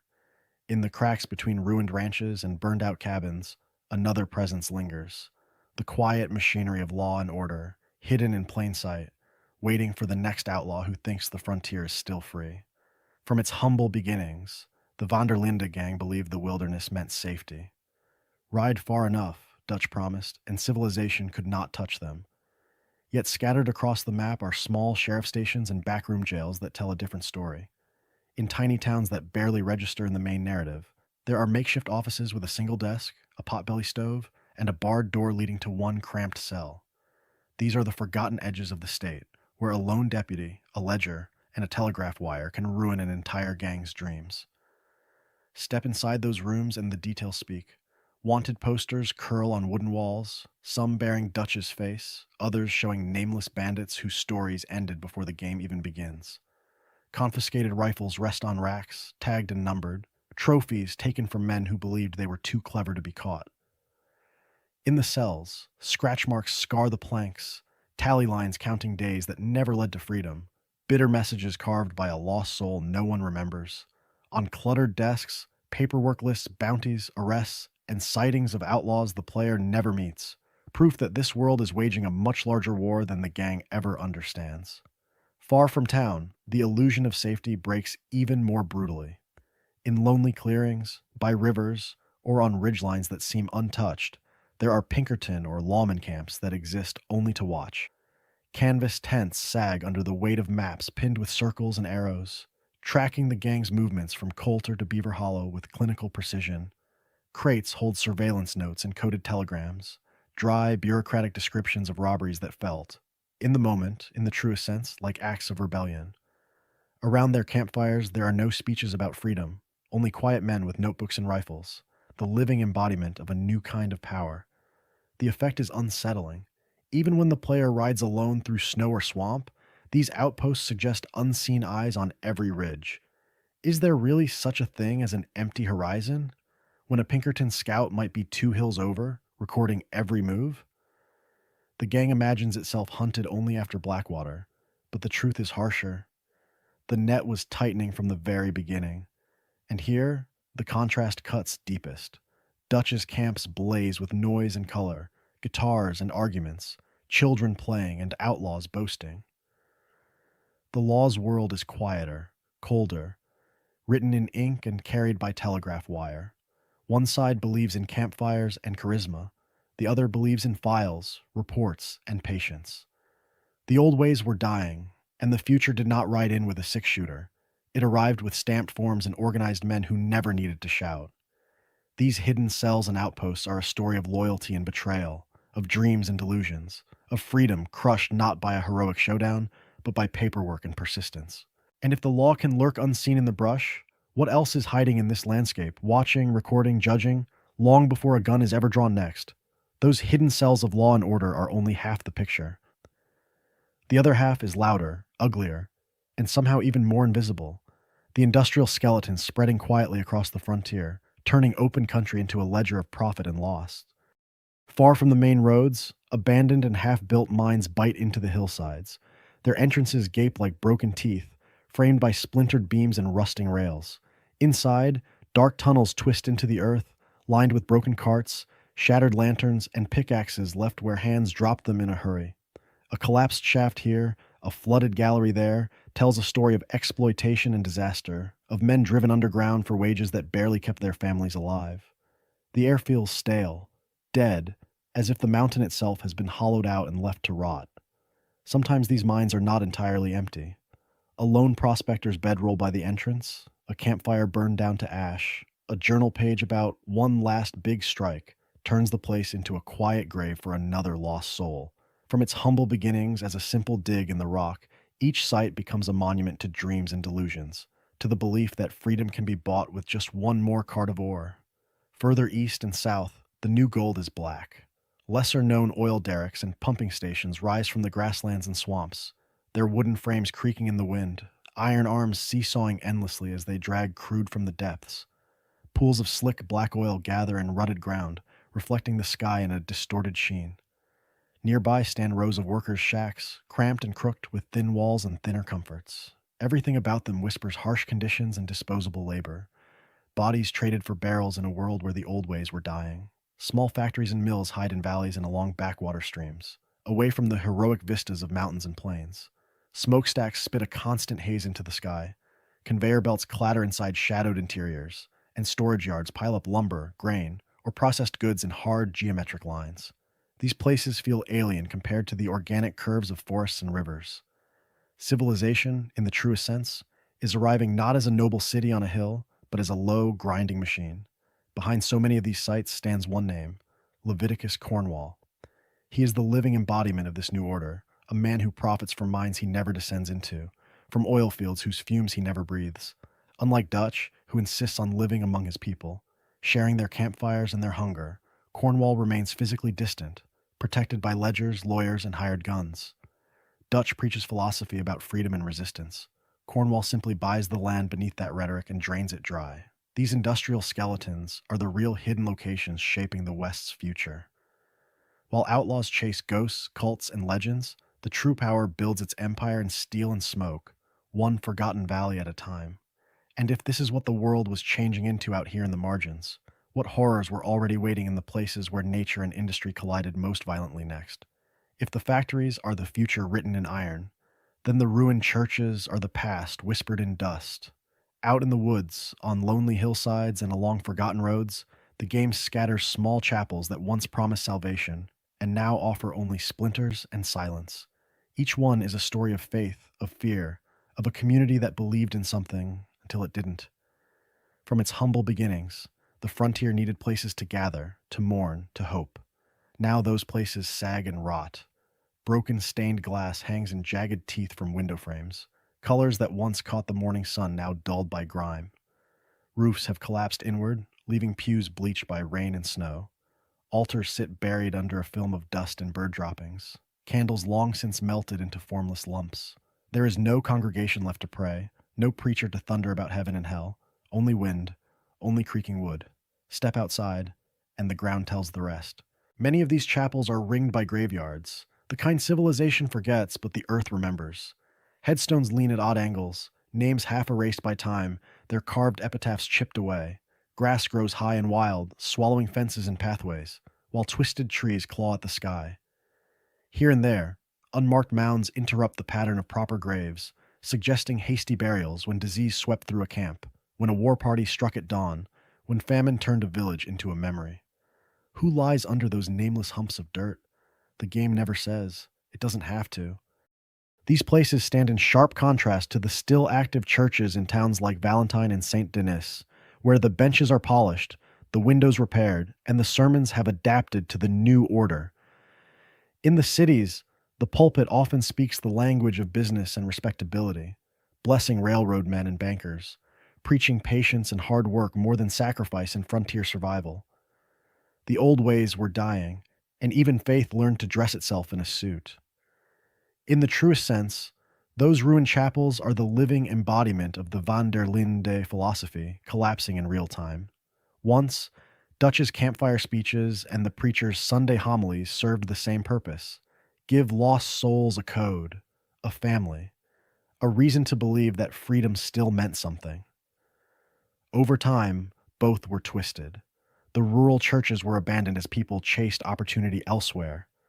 Dutch's ideals were abandoned as paranoia, greed, and betrayal hollowed them out.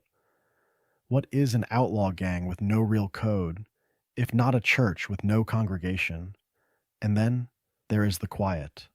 Walk among those tilted stones, with only crows and distant gunfire for company, and the game's message becomes impossible to ignore.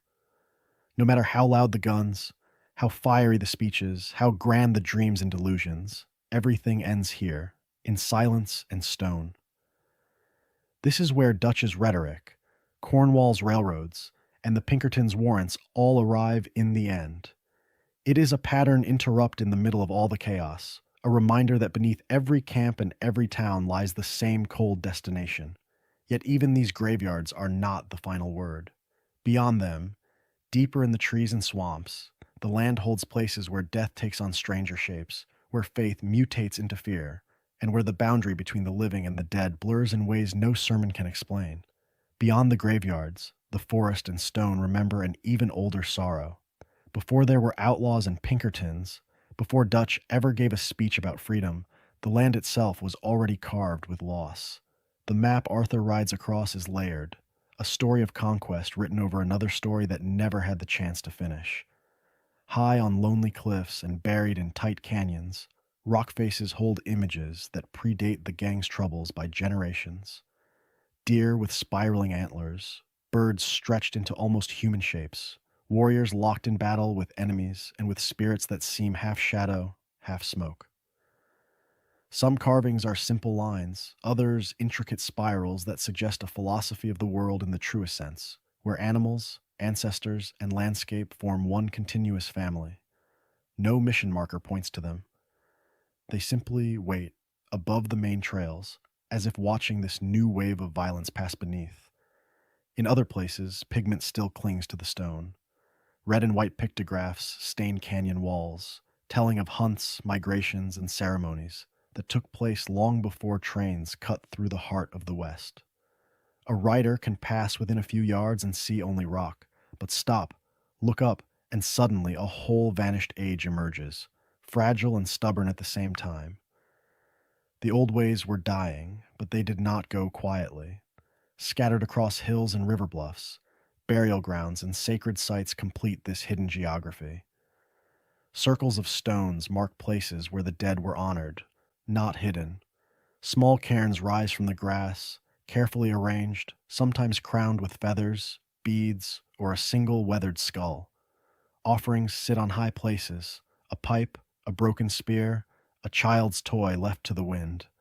And cutting through them all, indifferent and straight, come fences, telegraph poles, and rail lines. A sacred hill becomes the edge of a ranch. A burial circle ends at a barbed wire post. When rains fall speaks of broken treaties, poisoned water, and buffalo slaughtered for sport. These sites reveal that his tragedy did not begin with Cornwall's railroads. From its humble beginnings, his people's story was bound to this land, and the scars on the rock prove that betrayal is not a new invention. Eagle flies charges into battle, believing he fights a fresh war for dignity. The cliffs around him quietly say otherwise. This has all happened before. The game rarely explains these places. No journal entry spells out every symbol. No cutscene lectures on every stone circle.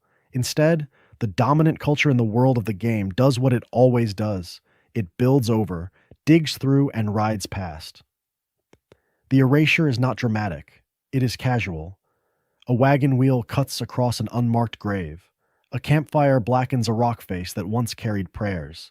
Here, Dutch's rhetoric collapses most clearly.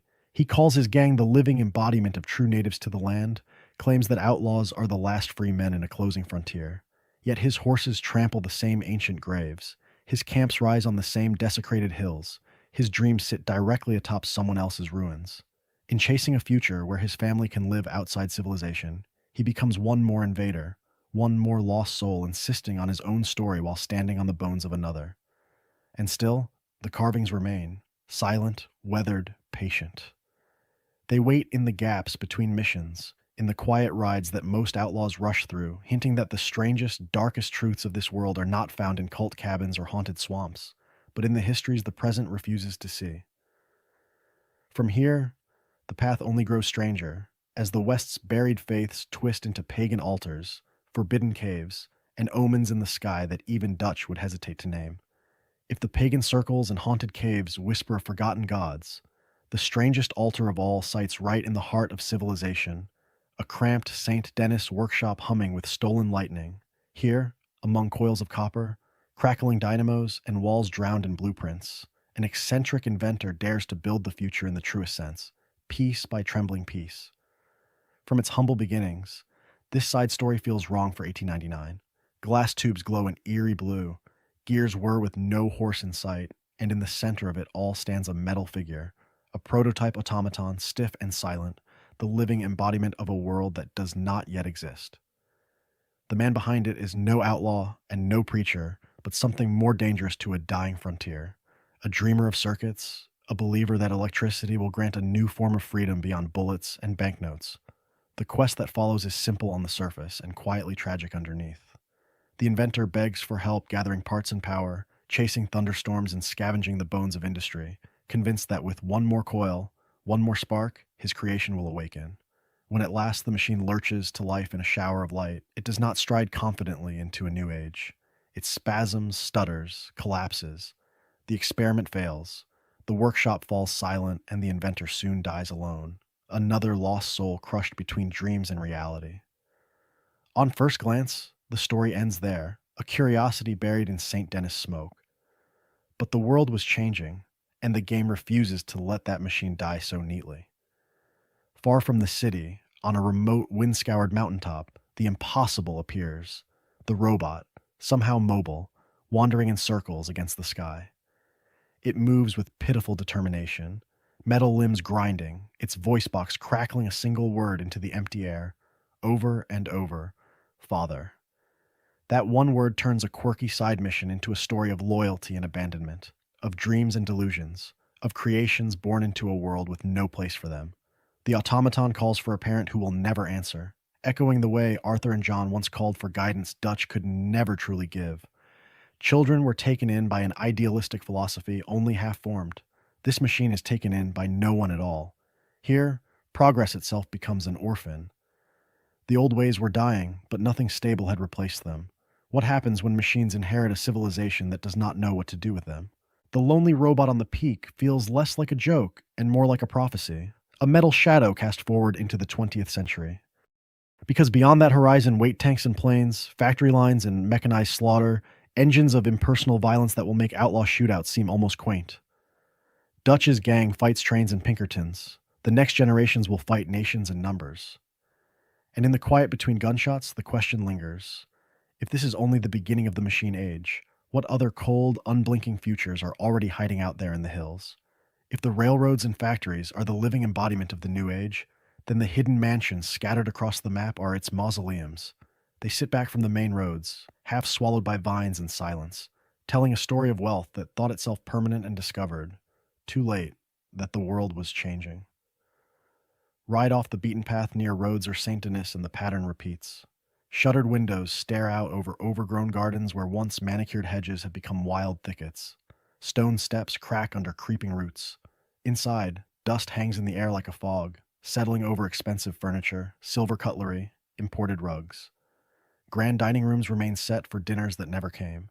Chairs pulled back as if their owners rose in a hurry and never returned. Look closer, and the illusion of simple abandonment falls away. Portraits line the walls, stern patriarchs and fragile matriarchs glaring down from gilded frames, children frozen forever in lace and ribbons. Parlors hold abandoned pianos with yellowed keys, some still bearing sheet music, the final song interrupted mid-note. Upstairs, empty nurseries hold wooden horses, toppled blocks, and dolls with cracked porcelain faces staring at doors that will never open again. What happened here? Who walked out for the last time, locking the door on generations of comfort and delusions? These places echo the Braithwaite Manor and the Grey Estate, grand houses that stand at the center of a story of loyalty and betrayal, of dreams and delusions, of family rotting from the inside. From its humble beginnings, each dynasty believed its land, its slaves, its influence would last forever. Then came feuds, fires, Pinkertons, and progress. The Braithwaite home burns, the Greys crumble, and the message is clear in the truest sense. Even the mightiest southern families cannot outshoot time. Looting these ruins feels different from kicking in the door of a hunter's shack. The coins in the drawer, the jewelry in the vanity, the hidden bonds in a desk are not just valuables. They are the ashes of a philosophy that mistook inheritance for immortality. An outlaw walking these halls is not just stealing. He is taking inventory of a dead civilization, stepping through the aftermath of generational wealth that failed to adapt or was consumed by its own corruption. And in those quiet corridors, Dutch's fantasies take on a different weight. His talk of big scores, of a grand house with chandeliers and polished floors, seems almost modest compared to these estates, yet the fate awaiting his dream is written on every peeling wall. Even if the St. Denis Bank had gone right, even if the Tahiti plan had somehow worked, what then? One day, that perfect house would stand just as empty and haunted, another monument to a lost soul who thought freedom could be walled in with brick and gold, while the old ways were dying outside the gate. The land remembers better than its masters. And if mansions can fall, what hope is there for the smaller, stranger kingdoms hidden deeper in the wilds? If mansions are the West's empty crowns, then the caves beneath the frontier are its buried hearts. They are the places the land uses to whisper back, in the truest sense, when civilization pretends it has finally tamed the wild. Beyond Beaver Hollow, away from the main roads and the neat story of progress, the rock opens its mouth in smaller, stranger ways. There are caves where the only furniture is bone, piles of animal skulls heaped along the walls, scattered human remains half swallowed by dirt, rib cages propped in corners as if waiting for a missing owner. In some, a lone lantern lies shattered beside a rusted rifle, the silent outline of a camp that ended badly. In others, a bedroll still rests near a collapsed fire, the ashes fresh enough to suggest that whoever slept there intends to come back. Do they? Or did the cave keep them? One grotto in particular feels less like a shelter and more like a secret chapter of the map's philosophy. A narrow entrance opens into a round chamber, its ceiling low, its air thick with smoke. At the center sits a blackened fire pit, ringed with stones darkened by years of flame.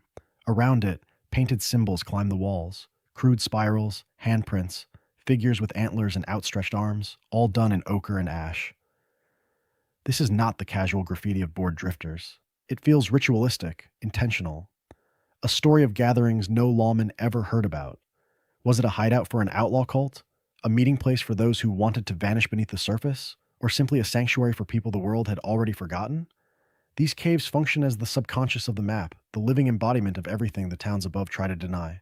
On the surface, there are churches, banks, and train stations promising order, freedom, and a future. Below, there are altars made from vertebrae, circles of stones black with fat, and fire pits where nameless figures once sat and burned away their better angels.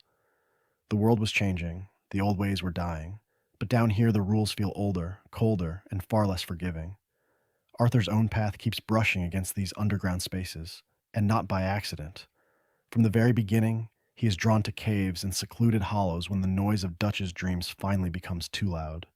In the dim light, coughing into his hands, he confronts his mortality, his betrayals, and the cost of a life spent chasing delusions of noble outlaw freedom. These are the rare moments when the gang's grand story of family and rebellion is stripped down to one man and the echo of dripping water. For every visible camp the Vanderlinde gang builds, there is an unseen counterpart below, waiting.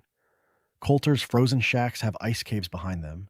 Shady Bell's rotting verandas sit not far from flooded grottos where alligators glide through torchlight.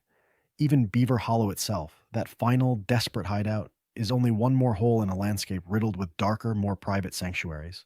If the surface is where people pretend to be civilized, then these caverns are where the land remembers what they really are. And just when it seems the frontier's underworld cannot grow stranger, the caves begin to share their space with something even more unsettling. Altars under open sky, standing stones, and ritual circles that suggest the darkness does not always stay underground.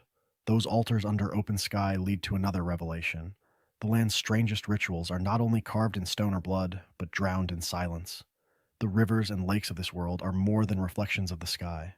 They are archives, holding a story of journeys that never arrived, of freedom promised and quietly taken away. From its humble beginnings, the player's gaze is drawn to the surface. Ripples, reflections, the glitter of sunlight. Look a little longer, and the outlines appear. A half-submerged steamboat in the Kamasa, its hull torn open, cargo spilling into the current. A broken fishing skiff on the shores of Flatiron Lake. Masts snapped, nets drifting aimlessly.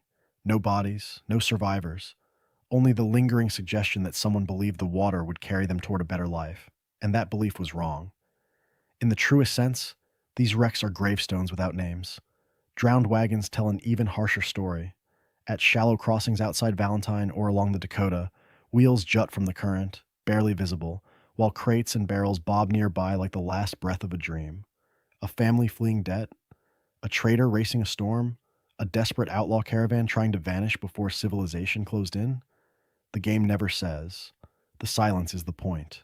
Each ruined wagon is the living embodiment of a choice misjudged by inches. A river a little higher than expected, a horse panicking midstream, a driver who trusted the wrong path at the wrong time. These scenes hint at a ledger the frontier never bothered to keep.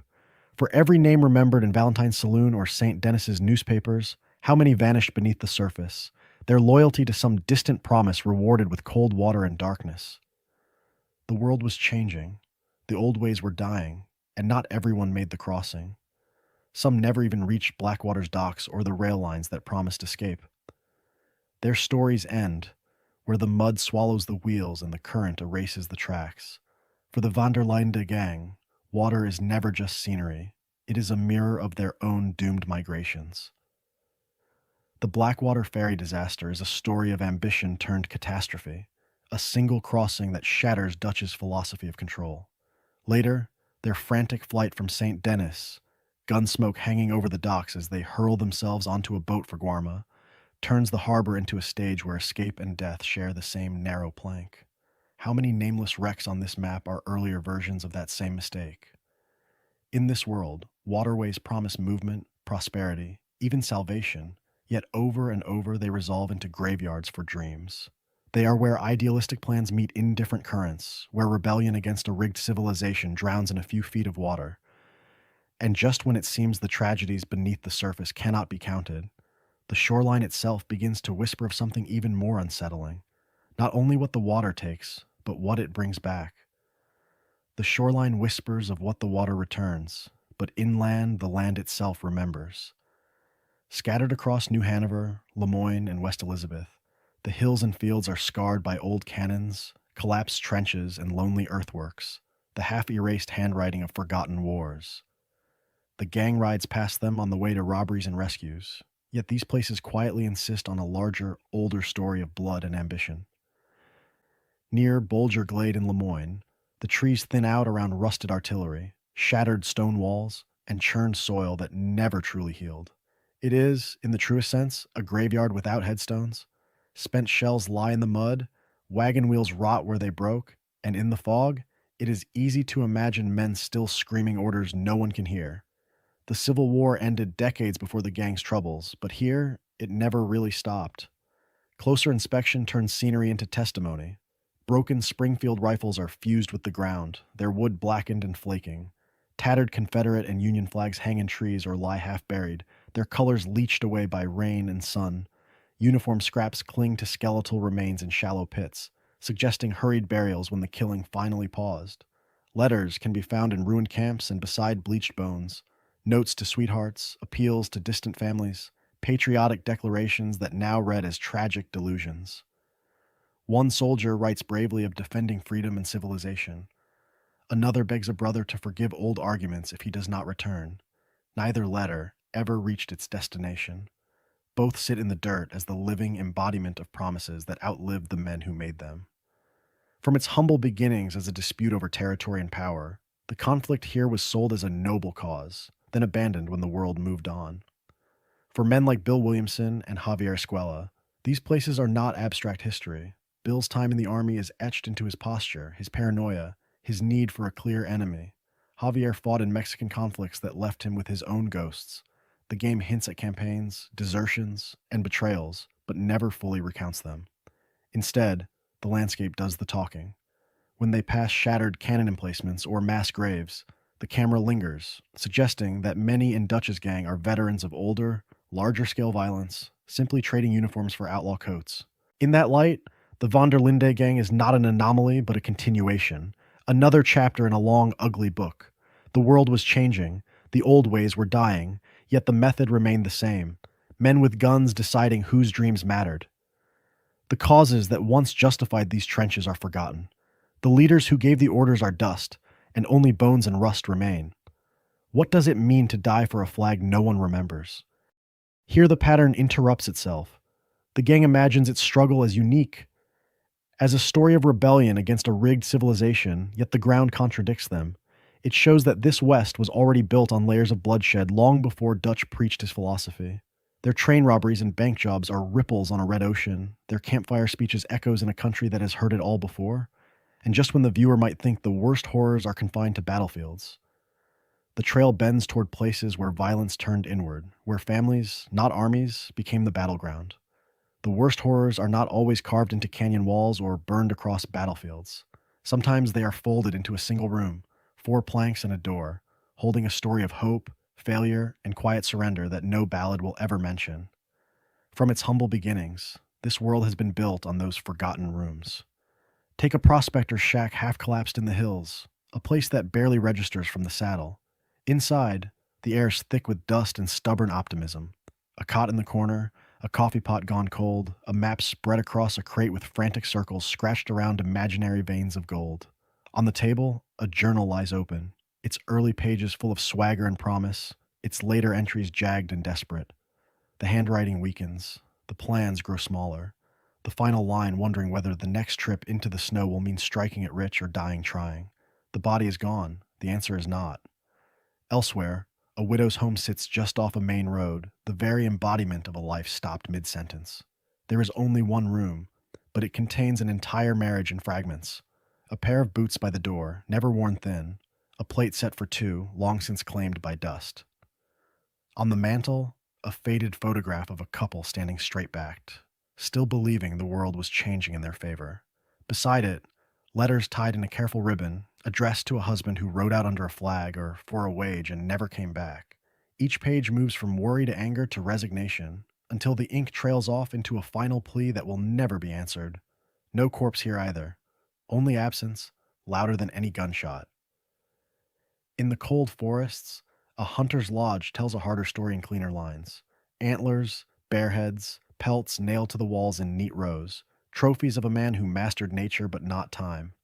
The shelves carry canned food arranged with almost military precision, a rifle cleaned and oiled, a kettle still resting by the stove.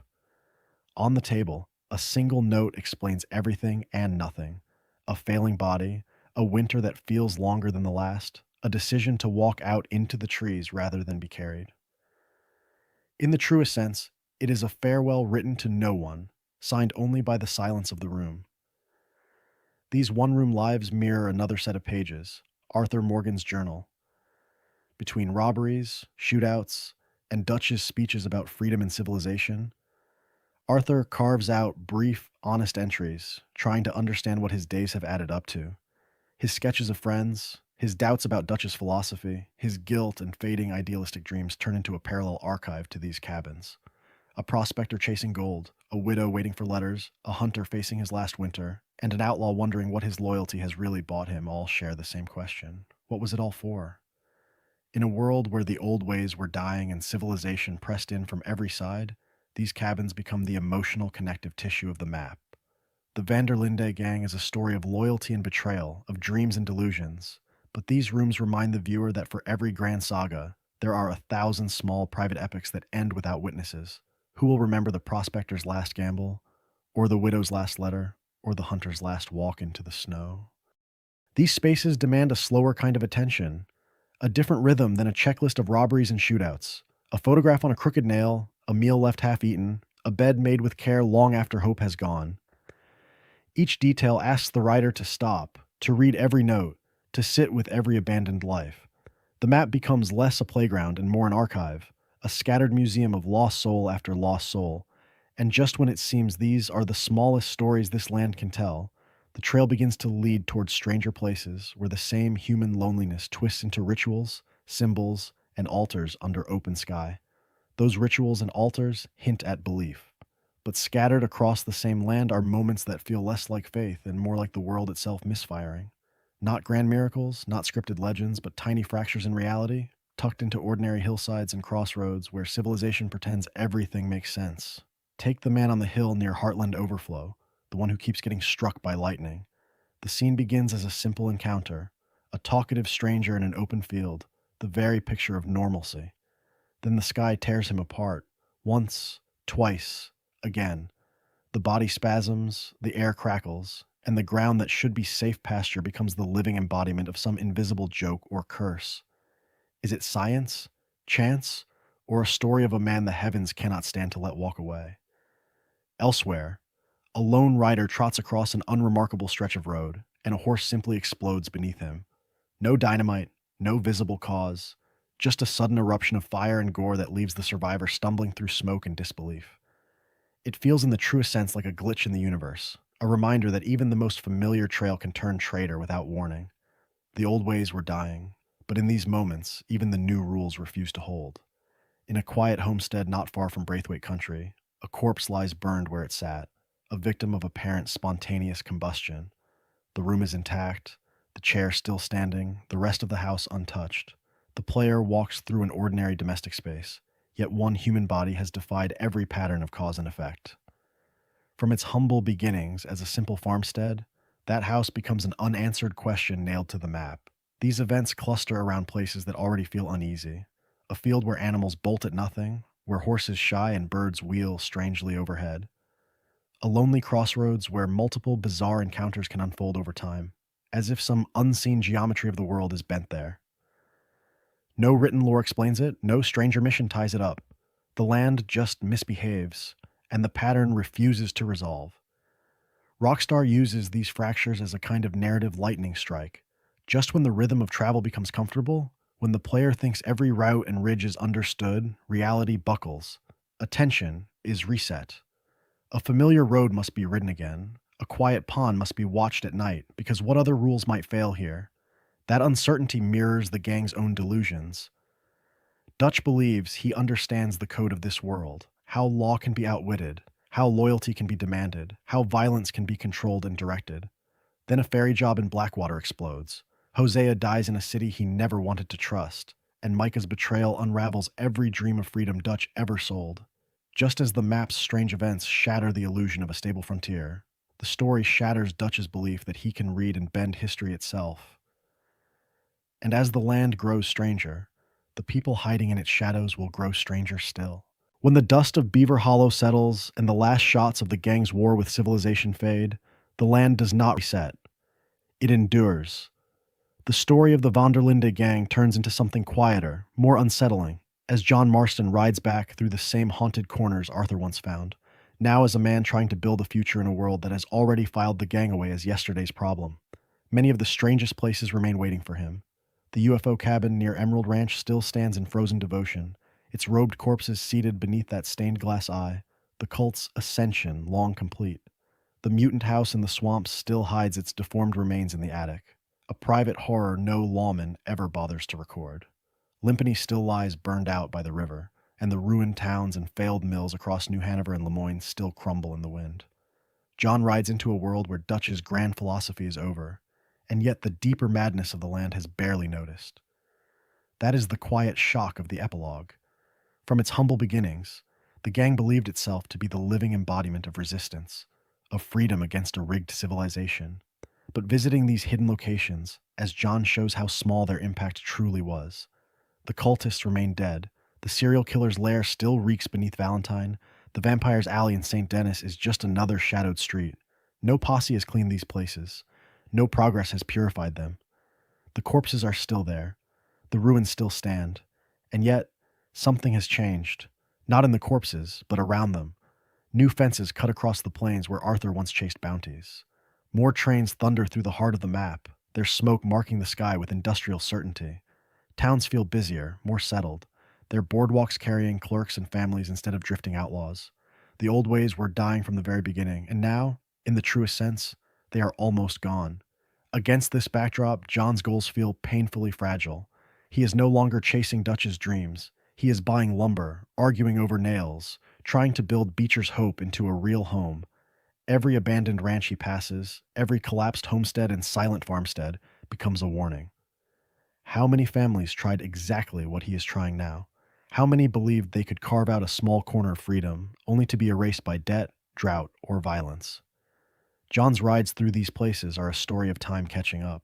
He walks through the same ghosts Arthur did, but with the knowledge of betrayal, of Micah's treachery, of Dutch walking away on that snowy peak. Each hidden location becomes a mirror and a threat. Is this what happens to every dream out here? Is this where his own ranch ends if he fails Abigail and Jack? In the end, the land remembers everything. It remembers Dutch's speeches, Arthur's doubts, John's compromises.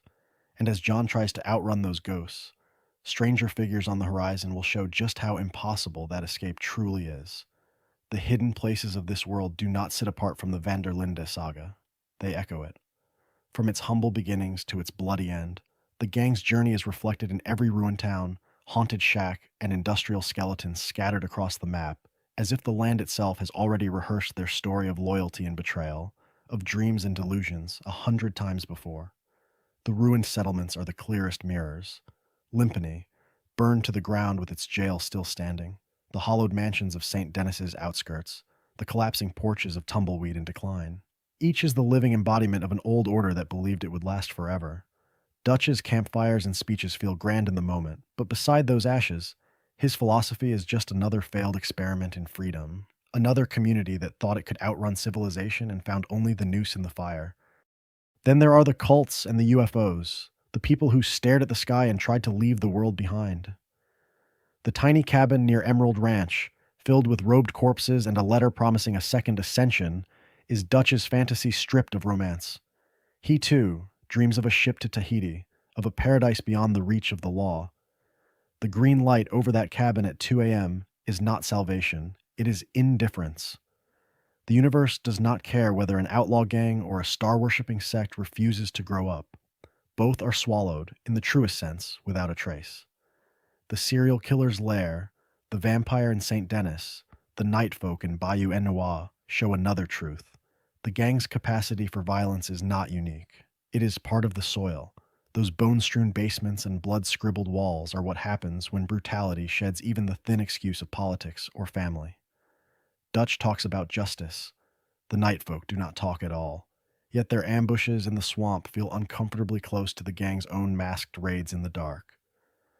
Hermit shacks and twisted families, from the Aberdeen pig farm to the incestuous hill clans, are what the gang risks becoming when loyalty curdles and no one ever walks away. Industrial ruins and early robots, abandoned factories, and Lenny's strange automaton in St. Denis point toward what replaces them.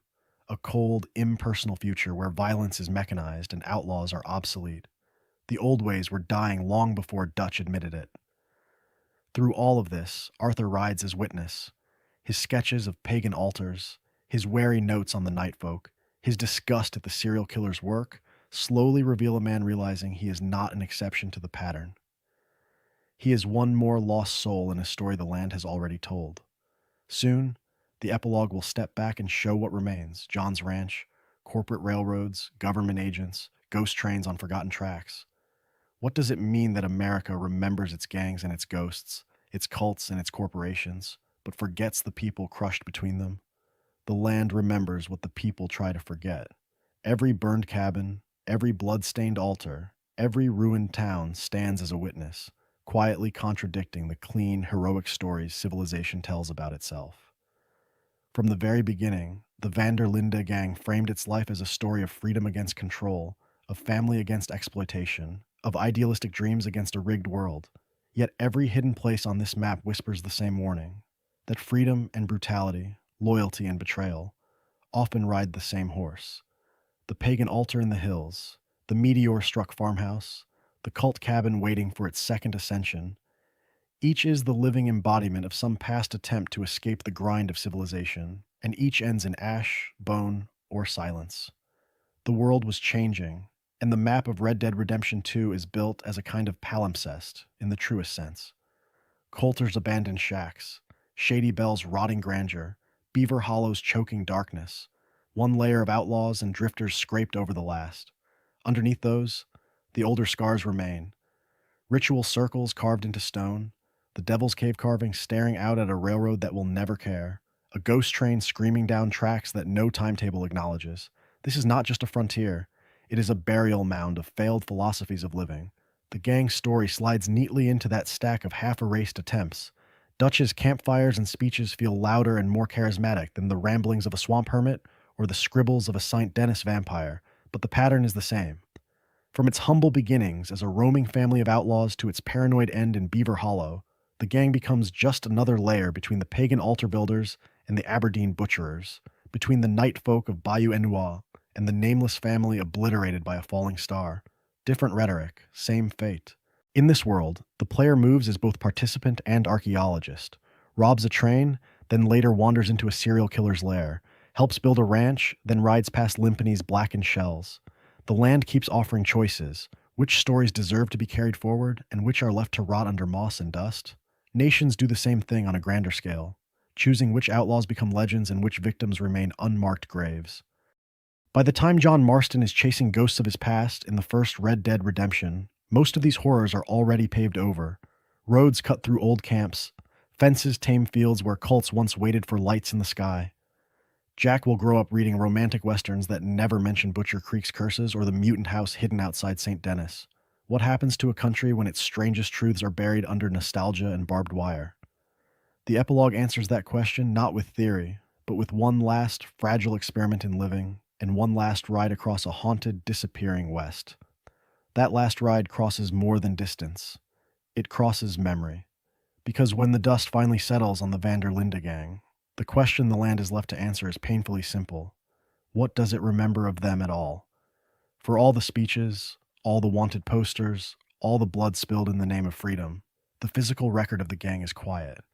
A few carved initials on a tree near Horseshoe Overlook, the blackened circle of an old campfire at Coulter, half buried in snow, a broken crate in Beaver Hollow, where an idealistic philosophy rotted into paranoia, a grave on a lonely hill for Arthur, another for Hosea, another for Lenny, each one a story of loyalty and betrayal, reduced to a name in the rock and a view of the horizon.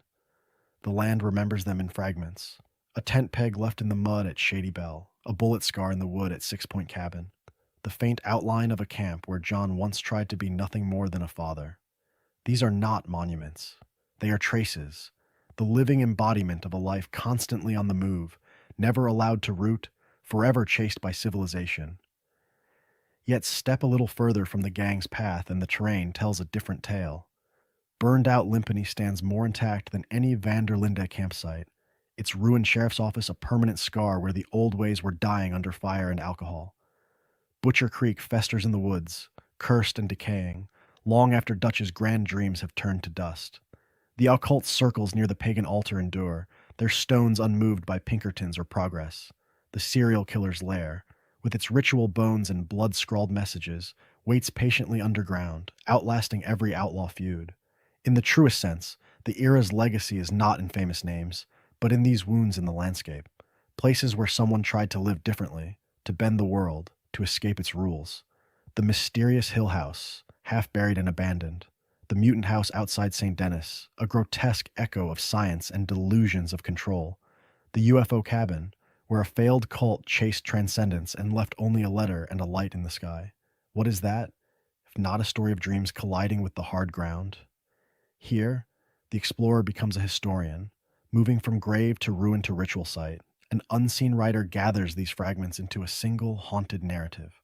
Most of the characters never see the vampire in St. Denis, never hear the ghost train, never meet the night folk in Bayou Noir, yet their world is shaped by the same darkness. By bearing witness, a stranger gives meaning, back to corners the main story abandons. And in a world obsessed with big legends, Dutch the visionary, Arthur the martyr, John the reluctant survivor, the most honest account of this dying West may be the one told by its hidden places.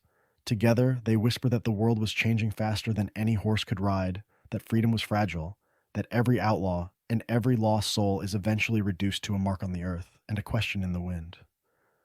From its humble beginnings at a snowy campfire to the last grave on the last hill, the land remembers not the speeches, but the scars. From its humble beginnings in that frozen bowl of Coulter to the last grave under a quiet tree, this has been a story of a world written in snow, ash, and dust. The ride has passed burned-out Limpany and the empty gallows of Tumbleweed, secret cult cabins that chase false ascension, ghost trains that howl across the plains, and vampires that stalk St. Denis alleys while civilization pretends to be clean. It has crossed pagan altars and strange stone circles, where bones and candles spell out forgotten philosophies in the dirt. It has stepped into hermit shacks and ruined mansions, from the Aberdeen pig farm's grotesque parody of family to the collapsing halls of Braithwaite and Grey estates, where old wealth rots faster than any outlaw body. It has followed rail lines into industrial skeletons, watched smokestacks choke the horizon, and ended at small, almost embarrassed graves. Arthur on his hill, Hosea and Lenny in the mud, Susan in the dark, John's name waiting on a distant marker. Taken together, these hidden places are not side content. They are the living embodiment of the Vanderlinde era. In the truest sense, the map is the gang's biography. Coulter, Shady Bell, Beaver Hollow, 6 Point Cabin, Hanging Dog Ranch, each abandoned camp and shattered hideout shows the same pattern playing out everywhere. Dreams, then delusions. Loyalty, then betrayal. Freedom, then bars built from progress and law and debt. Only when every back road has been ridden, every ruined church and meteor site and devil's cave has been seen, does the full shape of that world emerge. Red Dead Redemption 2 is not truly finished when the credits roll. It is finished when its scars are understood. The old ways were dying, and every occult circle, every night folk ambush in Bayou Noir, every lost soul muttering in a cabin is another voice saying that the gang was never alone in its decline. The whole frontier was cracking. After such a ride, no ruined cabin is just a prop. A stone circle becomes a memory of some forgotten hope. A burned town becomes a question. Who lived here? Who failed here? Who believed civilization would save them? Each abandoned mine, each blood-written message in St. Denis, mirrors Arthur's own awakening, the slow realization that every story, even an outlaw story, leaves someone buried behind it. So the map becomes a novel read on horseback, a story of freedom and fear etched into dirt and wood and bone.